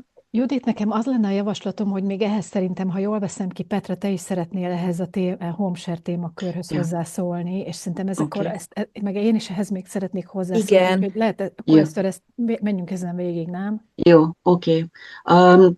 Petra tette föl előbb a kezét, úgyhogy akkor Petra, légy szíves. Jó, két rövidet szeretnék csak hozzáfűzni. Az egyik szerintem tehát ugye a kérdés a bizalom, meg az olyan beágyazottsághoz vonatkozik, és hogy szerintem ott az egyik, amivel mi Magyarországon el tudunk indulni, azok a biztosítékok és a rizikóknak a csökkentése. Ez a két dolog szerintem, amivel alapvetően tehát nagyon fontos az elején odafigyelni, és ezt a biztosítékot, ezt meg tudja adni az szerintem már alapból, hogy van egy harmadik szereplő, tehát hogy nem egy ilyen közvetlen kapcsolat van a beköltöző, vagy az összeköltözni kívánó, hanem hogy van ebben egy harmadik szereplő, aki mediál, akihez fordulni lehet, aki segít a szerződést előkészíteni, mert szerintem ez a másik.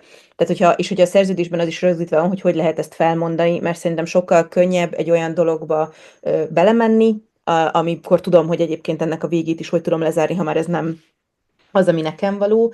Tehát szerintem így a biztosítékok, meg a biztosítékok és a rizikók csökkentése, és a másik az pedig a példára, hogy Budapesten jelenleg van egy olyan EU-s projekt, ami most Mhm. fut, és most fogják kipróbálni ezt a homeshare dolgot, szintén erre a célközönségre lőnek, ott is van egy mediáló szerep benne, már elkezdték keresni az időseket, én jelenlegi tudásom alapján ez most ott tart, hogy kevesebb idős van, mint amennyi fiatal jelentkezik, úgyhogy most ebbe a problémába ütköztek, de ez a projekt ez még futni fog most legalább egy évig, úgyhogy majd később lehet többet mondani. Csak ezt szerettem volna, köszi. Köszi, Petra. Kinga, te következel. Én is ehhez a bizalmi kérdéshez szeretnék hozzászólni, hogy van egy település, Iszka-Szentgyörgy, ami Székesfehérvárnak az agglomerációja, és hogy itt a bizalomhoz az, hogy szerintem nem mindegy, hogy mekkora település méretről beszélünk, meg hogy ott milyen szerkezetek vannak. Iszka-Szentgyörgy is egy ilyen homseres pilótában van, és velük dolgoztunk egy 2 napos tréning keretében, ahol úgy jöttek be a falubeliek, akiket hívtak erre az együtt gondolkodásra, hogy vezessük be a homeshare-t, hogy ilyen összefonott kéz volt, meg ilyen tök bizalmatlan mufurcak voltak a szociálisok is, hogy ez mert bizalmatlanság, meg mi ki tudja, mi lesz, az idősek is olyan, tehát ilyen zártság volt, és akkor így végig 2 napon keresztül ilyen közösségi tervezés volt ezzel kapcsolatosan. A második nap végére úgy álltak föl, hogy ez marha jó, ez micsoda jó lehetőség lenne, és minél előbb kezdjük el, és a garanciát itt az önkormányzat, meg a helyi szociális szektornak a részvétele, meg a jelenléte, az teljesen feloldotta az idős embereknél. És szerintem ez egy mintázat értéke van, hogyha ezt akár közösségi szintre, még egy nagyvároson belül is akár egy közösségi szintre le lehet hozni, vagy egy ilyen, és itt Petra hozzád kapcsolódnék, hogy ez a harmadik szereplőnek a részvállalása.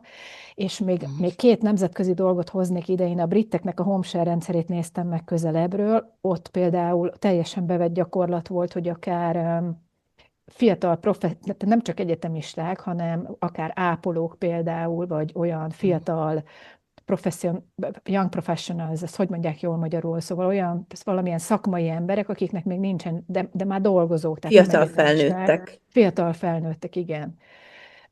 Tehát, hogy ez tehát itt érdemes szerintem nem csak idősek és egyetemistákban gondolkodni, hanem ezt megint csak egy ilyen tágabb lakhatásos logikából nézni,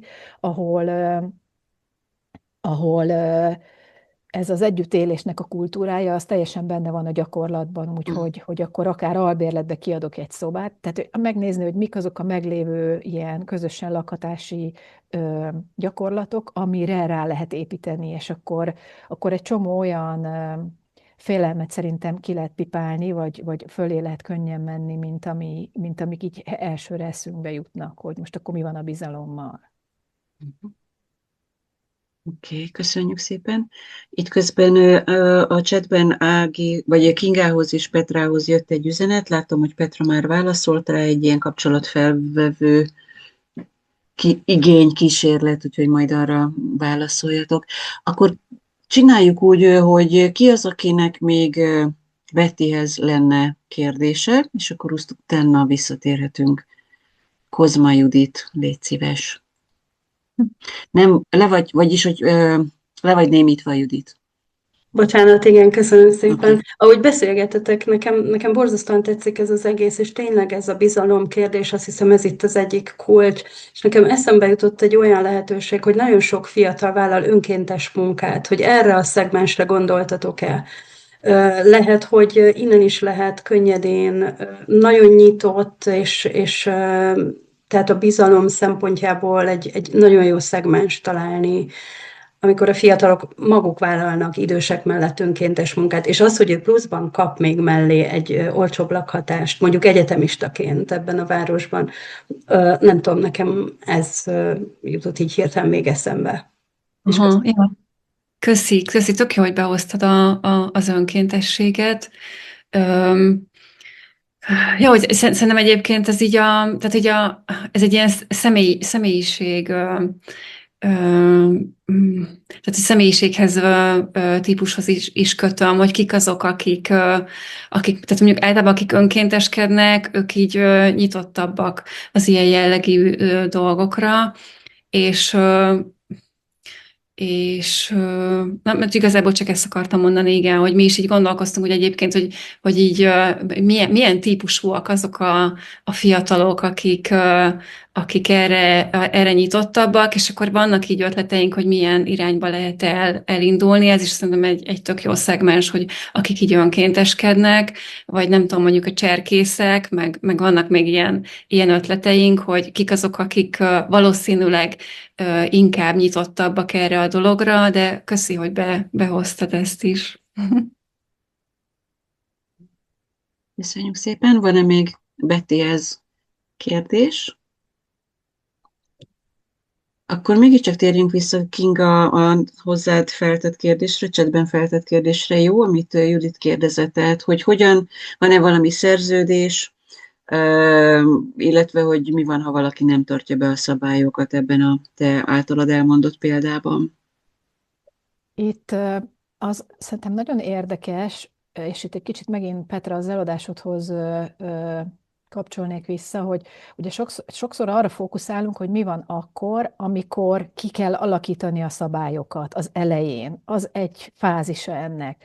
De amikor már ott van az épület, és ott van a megadott közösség, itt konkrétan ennél a 40 pluszos közösségi lakhatásos dolognál, nagyon szépen le van írva hosszadalmasan, hogy mik a szabályok, mik az elvárások, mik a lehetőségek, és ezt megkapja az ember már azelőtt, hogy oda ő beköltözne. Tehát ez egy ilyen szűrő egyből. Tehát az, hogy világosak a szabályok, és ezek a szabályok egyébként jók, tehát ez jól le van írva, és van egy olyan fajta, tehát jó, én annyira nem ismerem a dánokat, de amit én látok, hogy így valahogy Dániában kulturálisan az van, hogy nagyon szigorú szabályok vannak, de úgy vannak kialakítva a szabályok, hogy azt tudják az emberek, hogy az együttélést teszi könnyűvé. Tehát például az, hogy tényleg ez egy nagyon nagy terület, és hogy milyen elképesztő csönd van, azt így szoktuk nézegetni, hogy ez hogy van ez. És az van, hogy mikor egy-két napot így az ember ott eltölt, akkor az van, hogy annyira jó ez a csend, hogy ez egy érdekké válik, hogy én is tartsam a csendet. Mhm. Vagy például van egy olyan szabály pontosan ebben a 40 pluszosban, hogy egyáltalán nem lehet dohányozni se a tetőn, se az erkélyen, sehol, ki kell menni az utcára, és akkor ez szépen ki van rakva, de ezt tudja az ember, mikor már beköltözik.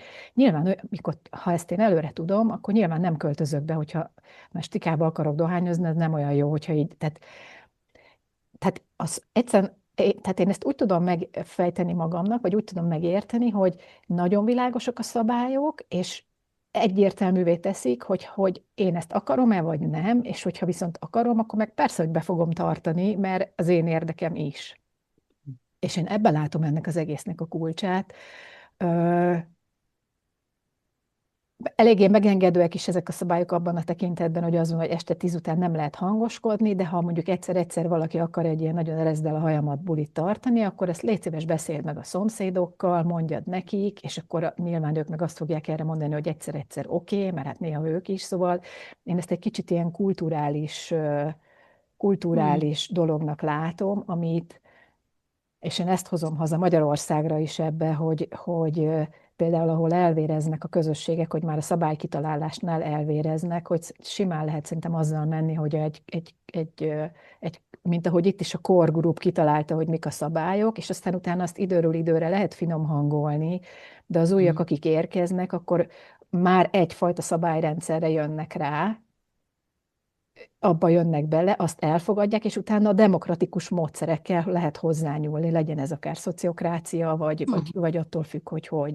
Úgyhogy én ezt egy ilyen attitűdbeli módszertani dolognak látom, ami szerintem teljesen eltanulható Magyarországon is. Ehhez nekem lesz majd egy kérdésem, de akkor előbb Petra, légy szíves. Hogy így a szabályrendszerekhez kapcsolódóan csak azt akartam, hogy egyszer, amikor még sok-sok évvel ezelőtt egy ilyen Hollandiában élő co-housingban lakó nővel beszélgettem, aki konkrétan így megmutatta, és egy ilyen köteg szabálykönyvük volt, nyomtatva. Szóval, hogy ez nem ad-hoc derülnek ki, és ezek a szabályok együtt alkotódnak meg. Tehát, hogy ugyanúgy, mint ahogy egyébként mindent együtt és demokratikusan hoznak, az ugyanúgy egyébként a szabályrendszert is így alkotják meg, és gyakorlatilag saját érdeke lesz az embereknek az, hogy betartsák ezeket. És aki pedig később csatlakozik a csoporthoz, amit a Kinga is mondott, hogy ők már tudják, hogy mihez csatlakoznak, és hogy ahhoz akarnak-e csatlakozni, vagy nem, mert simán lehet egyébként, hogy így valakinek szimpatikus ez a dolog, a helyszín is stimmel, sok minden stimmel, de mondjuk olyan víziójuk, vagy olyan szabályrendszerük van, amivel egyszerűen nem tud együttműködni. Szóval szerintem ez egy ilyen fontos része, és a másik, ami meg én ilyen lakásközösségi léptékben voltam, laktam 6 évig, amit így mi magunknak hoztunk létre, már pont ezzel a fókusszal, hogy tudjuk, hogy amikor majd nagyba csinálnánk, akkor egyébként így mik jöhetnek ki, és hogy az a tapasztalat, hogy aki nem tartja be a szabályokat, vagy igen, tehát mondjuk így, hogy mondjuk aki nem tartja be a szabályokat, vagy egyszerűen kiderül, hogy mégsem tudunk együtt élni, egyszerűen kidobja magából a csoport. Ezt ilyen jó értelemben mondom, tehát hogy így nem kirakni kell, hanem egyszerűen el fog jutni ő is arra, és ehhez meg kell a megfelelő önismeret, itt szintén visszacsatolok, hogy el fog jutni arra a döntésre, hogy igazából ő maga már nem érzi ott jól magát valószínűleg, és a közösség is eljut arra, hogy igazából ők nem szeretnének vele együtt lakni. De a legfontosabb amúgy a kommunikáció. Tehát, hogy kommunikáció. Köszi. Oké, köszi Petra. Petra, tulajdonképpen mind a hármatokhoz van az a kérdésem, hogy abban talán már megegyezhetünk, visszautalva picit Bordaviki kérdésére is, hogy Magyarországon vannak ezeknek a metódusoknak, lehetőségnek kulturális akadályai, amit le kell bontani kommunikációval, szabályokkal, bizalomépítéssel, és így tovább. Vannak-e strukturális akadályok? Petra? Elkezdem, akkor szívesen vannak. Szóval, hogy mi most így pont arra jutottunk, és pont erre próbálunk egyébként most egy projektet csinálni, hogy az ilyen jogszabályi háttereket, mondjuk az adott esetben egy ilyen építkezésnek, ami lakóház, de nem kollégium, de mégis közös terek, szóval, hogy ezek nincsenek tisztázva sem egyébként jogszabályok, sem mondjuk az építészkamarának az építészeti része, tehát hogy ezek nagy a jogbizonytalanság, hogyha ebbe valaki bele szeretne vágni, és ez a jogbizonytalanság egyébként konkrét financiális pluszok, erőforrásokat okoz. Gondolok itt arra, hogy amikor mondjuk mi meg akarjuk osztani az autónkat, és egyébként nem akarunk csak mondjuk 5 autót a 10 emberre, akkor felesleges mindenkinek parkolót építeni, de azért, ha nekem még garást kell létrehoznom, akkor az drága lesz. Tehát, hogy mondjuk van egy ilyen aspektusa, ami összekapcsolódik így a finanszírozási dolgokkal, és a finanszírozás nem egyébként én a garanciákat hoznám be, nagyon nehéz közösségként hitelt, tehát, hogy azok a hitelek, azok a családi kedvezmények, vagy ilyen hitelkedvezmények, amik mondjuk ilyen kormányprogramokkal elérhetőek, vagy bármi ilyesmi, ezek nem értelmezhetőek közösségekre, vagy nagyon nehezen értelmezhetőek, és ez is egy nehézséget ad. Ezért egyébként, mint megvalósítás, mi így a szövetkezeti modellt találtuk, hogy talán működhet, mert ott meg tud maradni az a magántulajdon, amire mondjuk érvényesíthetőek azok a kedvezmények, vagy hitelek, vagy egyáltalán hitelezhető, hogy ez egy lakóház lesz, és mondjuk nem egy kollégium. Úgyhogy ez mindenképpen ilyen strukturálisnak mondanám, és mi jobban így a budapesti viszonyokra látunk rá, most próbálunk így jobban nyitni így a vidéki, városi dolgok felé, de hogy a telekvásárlásnak a nehézsége az biztosan szintén egy strukturális probléma. Ugye ahogyan elszálltak, így a lakhatásról beszélünk, abszolút el vannak szállva az árak minden szinten, nem csak tulajdonlás, bérlés, bármilyen fronton beszélünk erről. Ennek, és akkor az, hogyha valamelyik telek mondjuk adott esetben felszabadul, arról egy kis közösség, hát úgy, hogy mondjam, így nehezen fog értesülni, tehát hamarabb landol az mondjuk az ilyen nagyobb ingatlan fejlesztőknél. Tehát, hogy ez mindenképpen megkíván egyébként valamilyen együttműködést. És talán még azt emelném ki, ami a bécsi példában, ugyan nem tértünk ki rá szerintem így egyikünk se Kingával, de hogy talán egy kicsit jobban, hogy így az önkormányzati segítség és hogy a befektetők. Itthon, ami így nem annyira létezik, ezek a non-profit vagy úgynevezett low-profit befektetők és ingatlanfejlesztők, vagy hát nem ingatlanfejlesztőknek mondanám, ami Bécsben egy létező dolog, és itthon nincsen, és ez nyilvánvalóan szintén a finanszírozási oldalon amúgy eléggé drágítja ezeket a folyamatokat, mert hogy azt fontos látni, hogy mondjuk adott esetben tehát egy olyan lakóházprojektről, egy ilyen co-housing lakóházprojektről, amiket itt bemutattunk példában, a létrehozása az, amikor az egy ingatlanfejlesztési projekt párhuzamosan fut egy közösségfejlesztési projekttel, és ennek az ebből adódó nehézségei, szerintem a folyamatból adódó nehézsége talán én, amit ilyen strukturális nehézségnek mondanék. De egyik sem áthidahatatlan, csak nehéz. Kinga? Én azt egy nagyon komoly rendszer problémának látom, amire én szerintem utaltam is valamelyest a prezentáció részben, és végül is kicsit szerintem ezt mondott te is, Petra, hogy nincsenek összehangolva itt a szektorok. Tehát például ez a telekár is, vagy hogyha olyan hely, ahol mondjuk már olcsóbbak az ingatlanok, ott meg mondjuk nincsenek olyan munkalehetőségek. Szóval én ezt az egészet igazából én egy ilyen vidékfejlesztési problémának látom. A városban pedig az, mint amit a Petra is mond, hogy nincs meg az a jogszabályi háttér, vagy ami például Bécsben megvan, hogy pluszpontot kap a fejlesztő. Tehát nincsenek összegyógyítva ezek a logikák, úgy, hogy ebből rendszer szinten kiadódjon, hogy motivált legyen a mező arra, hogy ezek a co-housingok egyáltalán meg tudjanak születni. Nagyon magára vannak hagyva azok a kezdeményezések, azok az emberek, akik ilyen. Tehát ez egy pionír terület most még Magyarországon, és akkor a meglévő viszonyok között, hogy mondjam, próbálják kimozogni ezek az alakuló közösségek. Egyébként itt van Tibor, látlak Tibor itt, vagy nem tudom. Szóval, hogy például Székesfehérváron ti próbáltatok szóval sok olyan kezdeményezés van, aki próbálta már ebben így kimozogni ezeket a rendszer szintű dolgokat, és nem nagyon jön ki a matek igazából. Például Jánoshidán egy olyan rendszer szintű dologgal találkozunk, hogy de ott van önkormányzati terület,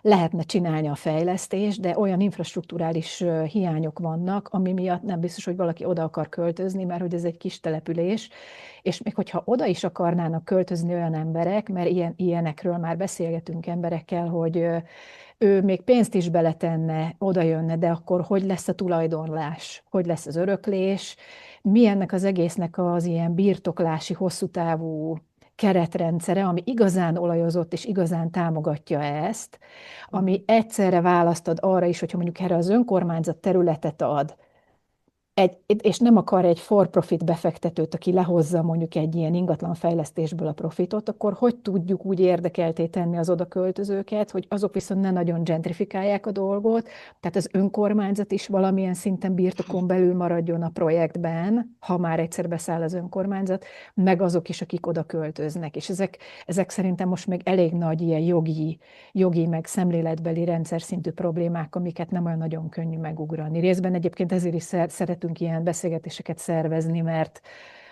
pont itt van az, hogy így a szektorok el tudnak kezdeni beszélgetni egymással, hogy egyáltalán hol nyúljunk bele a jogszabályokba ahhoz, hogy akár egy nagyvárosi környezetben, akár egy kis települési környezetben egyáltalán a keretek adottak legyenek. Köszönöm szépen, Kinga. Itt látok egy-két olyan embert, aki ilyen önkormányzat felől is, vagy önkormányzat közeléből is, vagy ilyen település szintről is vannak tapasztalatai. Nagyon szívesen meghallgatjuk az ő hozzászólásukat is, de előbb Bruder Marcit szeretném kérni, hogy tegye fel a kérdését. Köszi Szia, szépen. Marci. Emiatt ilyen oldalt hoznék be a beszélgetésbe. Most éppen zajlik Török Bálinton egy lakossági fórum fecskelakások kialakításával kapcsolatban. Az történt, hogy az önkormányzat meg tudta vásárolni a Kertészeti Egyetemnek a valamikori török bálinti kollégiumát, ahol nagyjából egy ilyen 30-32 darab fecskelakást tervez az önkormányzat kialakítani. Elsősorban azt a lakhatási problémát próbáljuk valahogy enyhíteni, hogy itt a településen felnövő fiatalok nem találnak helyben megfizettető lakhatást, és mégis valami alternatívát kínáljunk számukra, hogy a településen maradhassanak. És igazából így az önkormányzati oldalról azt látjuk kevésbé, hogy lehet egy ilyen alapvetően változó, dinamikus közösséget ott jól, nem tudom én, egyben tartani, vagy folyamatosan menedzselni. Nyilván ez jelentős fluktuációval jár, hiába tervezünk jó közösségi tereket, azokat üzemeltetni kell, szóval abban kérnék esetleg tőletek segítséget, hogy lehet egy ilyen projektre ezt a keretrendszert ráültetni. Köszönöm. Köszönjük szépen. Azt látom, hogy igen, Ildikó jelentkezett. Én közben ránéztem az órára, és látom, hogy 14 percünk van, úgyhogy lassan majd bezárjuk és összefoglaljuk ezt a beszélgetést, de Ildikó, légy szíves. Le vagy halkítva, de azt hiszem én nem tudlak. Kinga, tudsz segíteni, hogy Ildikó, nem hallunk még, mert le vagy halkítva. Kérni Kinga. tudlak, Ildikó, hogy küldtem egy kérést, hogy visszahalkítsd magad, de én azt hiszem nem tudlak unmute-olni. Igen, én is ezt próbáltam. Szóval Ildikó, bal oldalt a bal sarokban, ott van egy ilyen kis mikrofon, hogyha arra rákattintasz, az most nálad elvileg át van húzva, ha rákattintasz, akkor hallunk. Nem, egyelőre még nem hallunk. Hogyha beszélsz, akkor van egy ilyen audio gomb, és egy ilyen kis zöld, nem tudom micsoda megy le. Nagyon próbálom. Most jó. No, Oké. tehát nagyon-nagyon sok érdekeset hallottam. Amiért bekapcsolódtam, bocsánat, hogy darálok, az főként az, hogy a Hanna nevű kisunokám Kaposváron az egyetemen tanul, és ilyen közösségi lakhatásba töri a fejét. És kérdezte, hogy mama, hogy lehetne? Hát mondom, kisgyerekem, úgy, mint a krisnások, mondjuk, vagy egy egyesületi formával egy lakóközösséget létrehozni. Bő 20-30 évvel ezelőtt jártam kint Bécsbe, visszatérve az önkormányzati oldalra, hogy mennyire fontos. Bécs belterületén volt császár és királyi koporsógyár, hatalmas terület volt, mint Pécsen mondjuk a Zsolnay gyár, és a pécsi önkormányzat úgy döntött, hogy fecskeházat, illetve ilyen fiataloknak létrehozandó lakóközösséget fogott kialakítani. Én jártam ott, és nagyon érdekelt már akkor is ez a téma. Megkérdeztem, hogy milyen alapon csinálták ezt, és ez nyilván egy ilyen megelőző, tehát ezt a vonulatotnak az elején lévő projekt volt, és mondták, hogy az alapja az, hogy azok a fiatalok, akiket beengednek ebbe a programba, aminek minden háttere ki volt dolgozva, azok fölvállalják, hogy Kalákába segítséggel rendbe hoznak területeket, kialakítanak lakásokat, közösségi tereket, és nagyon leszabályozták, hogy ezt mind hogy teszik meg. Nyilván ennek millió egy formája van, a mi hazai jogszabályaink kicsit mások, és nincs is példa erre ilyen szintű közösségire, valóban csak a szövetkezeti, meg az ilyesmi van, vagy az egyesületi forma.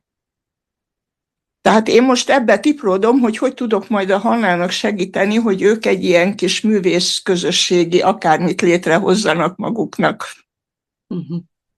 Nagyszerű, köszönjük szépen. Esetleg majd, ha sikerül, akkor számolj be róla egy ilyen következő Közben is, mert beszélgetésre. tudod, hogy buktatói lesznek, mint a Krisna völgyben, mikor nekiálltunk az alternatív építőanyagnak, és az építőipari engedély, vagy az építési engedélyezési eljárásokba, főleg 25 évvel ezelőtt, hát nem nagyon lehetett átvinni például a szalmabálás építés kipróbálását, meg egyebet. Látod, Tehát azért most meg mondom, már hogy lehet. igen, millió egy jogi akadálya volt, most már egy kicsit szabadabb, tehát sokkal nagyobbak a lehetőségek, mint régen, de most sem egyszerű a helyzet. De az önkormányzat segítsége nélkül én úgy látom, hogy nem megy. Az idősek és a fiatalok együttlakásánál pedig kell egy ernyő szervezet, amiben az idős is megbízik, és a fiatal is, mert az ad biztonságot mindenkinek, kell a visszacsatolás, és kell a jó értelembe vett ellenőrzöttsége a programnak, mert ez mindenkinek ad egy biztonságot és mankót. Hagyományai vannak Pécsen, mert már a 1900-as évek elején nagyon sok idős kiadta albérletbe a középiskolás meg a felső technikumos diákoknak, mert Pécs mindig is diákváros volt. Köszönöm szépen, hogy szót kaptam. Köszönjük szépen, Ildikó. És akkor utoljára szólítom Petrát, és aztán utána lekerekítjük a beszélgetést. Petra? Választ szeretnék a Marcinak. Oké, igen, oké. Igen. Hogy több dolog is eszembe jutott egyébként. Összességében szerintem, hogyha ti, mint önkormányzat szeretnétek valamilyen formában az ilyen közösségi lakhatási projekteken segíteni, vagy támogatni őket, nem anyagilag értem, hanem úgy általában, belinkeltem most ide a chatbe az úgynevezett koncepciópályázatokról szóló anyagunkat, aminek pont ez a lényege, amit már a Kinga egyébként egy kicsit pedzegetett így, hogy Bécsben hogyan is, tehát hogyha van egy önkormányzati telek, akkor abból hogyan lesz végül co-housing, és ez az a módszer, amit ott is egyébként alkalmaznak a koncepciópályázatok, hogy így az ötlet maga, és nem aki a legtöbb pénzt adja érte, hanem így próbálják meg megvalósítani az ilyen jobbnál jobb ötleteket, úgyhogy már egyébként összefogásban kell lennie a fejlesztőnek, a közösségnek, építésznek is adott esetben is már együtt gyújtanak be erre egy pályázatot. De ez nem válasz egyébként arra most, hogy a kollégiumra, vagy lehet, hogy egyébként igen, tehát hogyha most így ebben gondolkodtok és ti fecskázat szeretnétek, arra egyébként egy ilyen koncepciópályázatnak a kiírása, lehet, hogy amúgy annak is van értelme, ezt most nem volt időm végig gondolni, de amit szerintem fontos, hogy biztos, hogy nektek, mint önkormányzat egy ilyen esetben a közösségnek a fejlesztését és a fenntartását eleinte biztosan kezelnetek és segítenetek kell külső fejlesztővel. Szerintem ez elkerülhetetlen, mert nem fog magától kialakulni, viszont az biztos, hogy ezeket ugye pályáztatjátok, hogyha jól tippelem, akkor igen, tehát hogy a pályázatban viszont ki lehet írni olyan adott pontokat, aminek viszont így meg kell, hogy feleljenek, tehát hogy mondjuk adott esetben nem tudom hány önkéntes munkaórát elvártok, és akkor azt az önkéntes munkaórát azt abszolút lehet, hogy majd a közösség fejlesztésére mondjátok. Ami szerintem még átültethető, azok a működések és a döntéshozások, az a szociokráciának az alapelvei, ami, most megpróbálom röviden, vagy nem is tudom, na mindegy, szóval, hogy szerintem a döntéshozási módszerek, hogy az ő életükre, ami nem a tulajdonra vonatkozik, ami gondolom, hogy ugye az önkormányzatnál marad,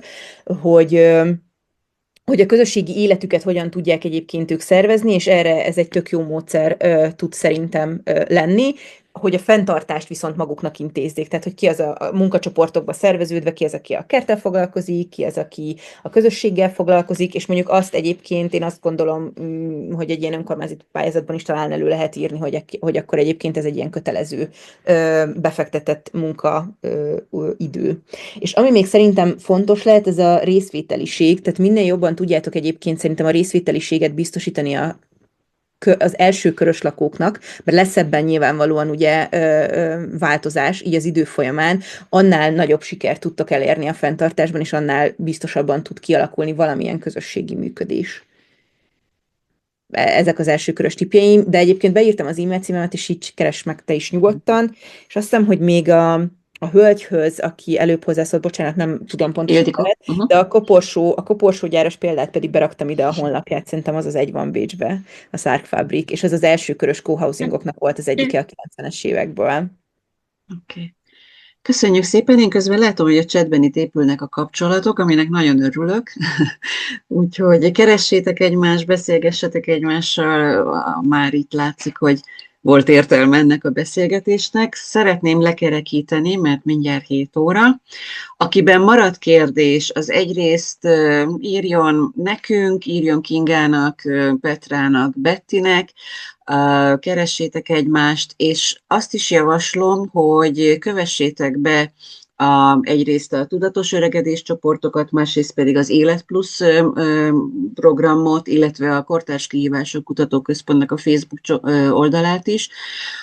Számos ilyen beszélgetés zajlik itt is, úgyhogy érdemes lesz velünk maradni. Azt szeretném megkérdezni, hogy valamilyen zárószót szeretne mondani Kinga, Petra és Betty. Én csak annyit szeretnék mondani, hogy egyrészt köszönöm szépen mindenkinek, hogy itt volt, meg Judit neked, hogy ezt így együtt megszerveztük logisztikailag, meg hogy a tudatos öregedés csoportban, akik ilyen tudatos öregedés szemlélettel érdekel ez a co-housing, ebben mi nagyon építkezünk, úgyhogy ide hívnálak benneteket, aki még esetleg nincs benne. Szuper, köszi. Betty, zárszó. Én is nagyon szépen köszönöm a meghívást, mindig nagyon jó kapcsolódni veletek, meg ezek mentén, a témák mentén. Nekem az jutott eszembe, hogy aki így pécsi, vagy így szélesen kapcsolódna, most 2 programunk van a közeljövőben. Az egyik május 27-én, szerdán 5 órakor a Civil Közösségek Házában Kingával együtt szervezünk egy olyan beszélgetést, ami tudatos öregedés mentén kifejezetten középkorú nőknek, szóval egy női szemléletű beszélgetést, és ez egy ilyen programindító lesz, hogy középkorú nőkkel találkozzunk. A másik pedig június 2-án szervezünk egy erdőfürdőt, és ha valakit érdekel, akkor a Facebook oldalunkon megtalálja az események között. Köszönjük szépen. Petra, egy zárszót. Én is csak köszönöm, meg egyébként ez tök jó látni, hogy egyre több érdeklődő van, ugye most már sok éve foglalkozunk ezzel, és tök jó látni azt, hogy most már hogyanokról vannak a kérdések, tehát amikor nem tudom, 2012-ben ezt mi elkezdtük, akkor az volt, hogy húristen, együtt lakni, hát mit akarsz te csinálni? És hogy tök jó, hogy most meg már amúgy arról folynak a diskurzusok, hogy hogyan is lehet ezt megvalósítani, úgyhogy ezzel csak így mindenkinek pozitív irányba vinni vele ezt a dolgot, hogy amúgy ebben van tök nagy változás, és hogy ez az irány az, ami szerintem el fog vinni minket ahhoz, hogy ez Magyarországon is működőképes legyen. Úgyhogy én is köszönöm mindenkinek, aki részt vett. Köszönjük szépen. Akkor mindenkinek jó estét kívánunk, és remélem találkozunk még egy következő beszélgetésen. Viszontlátásra! Én mindenek előtt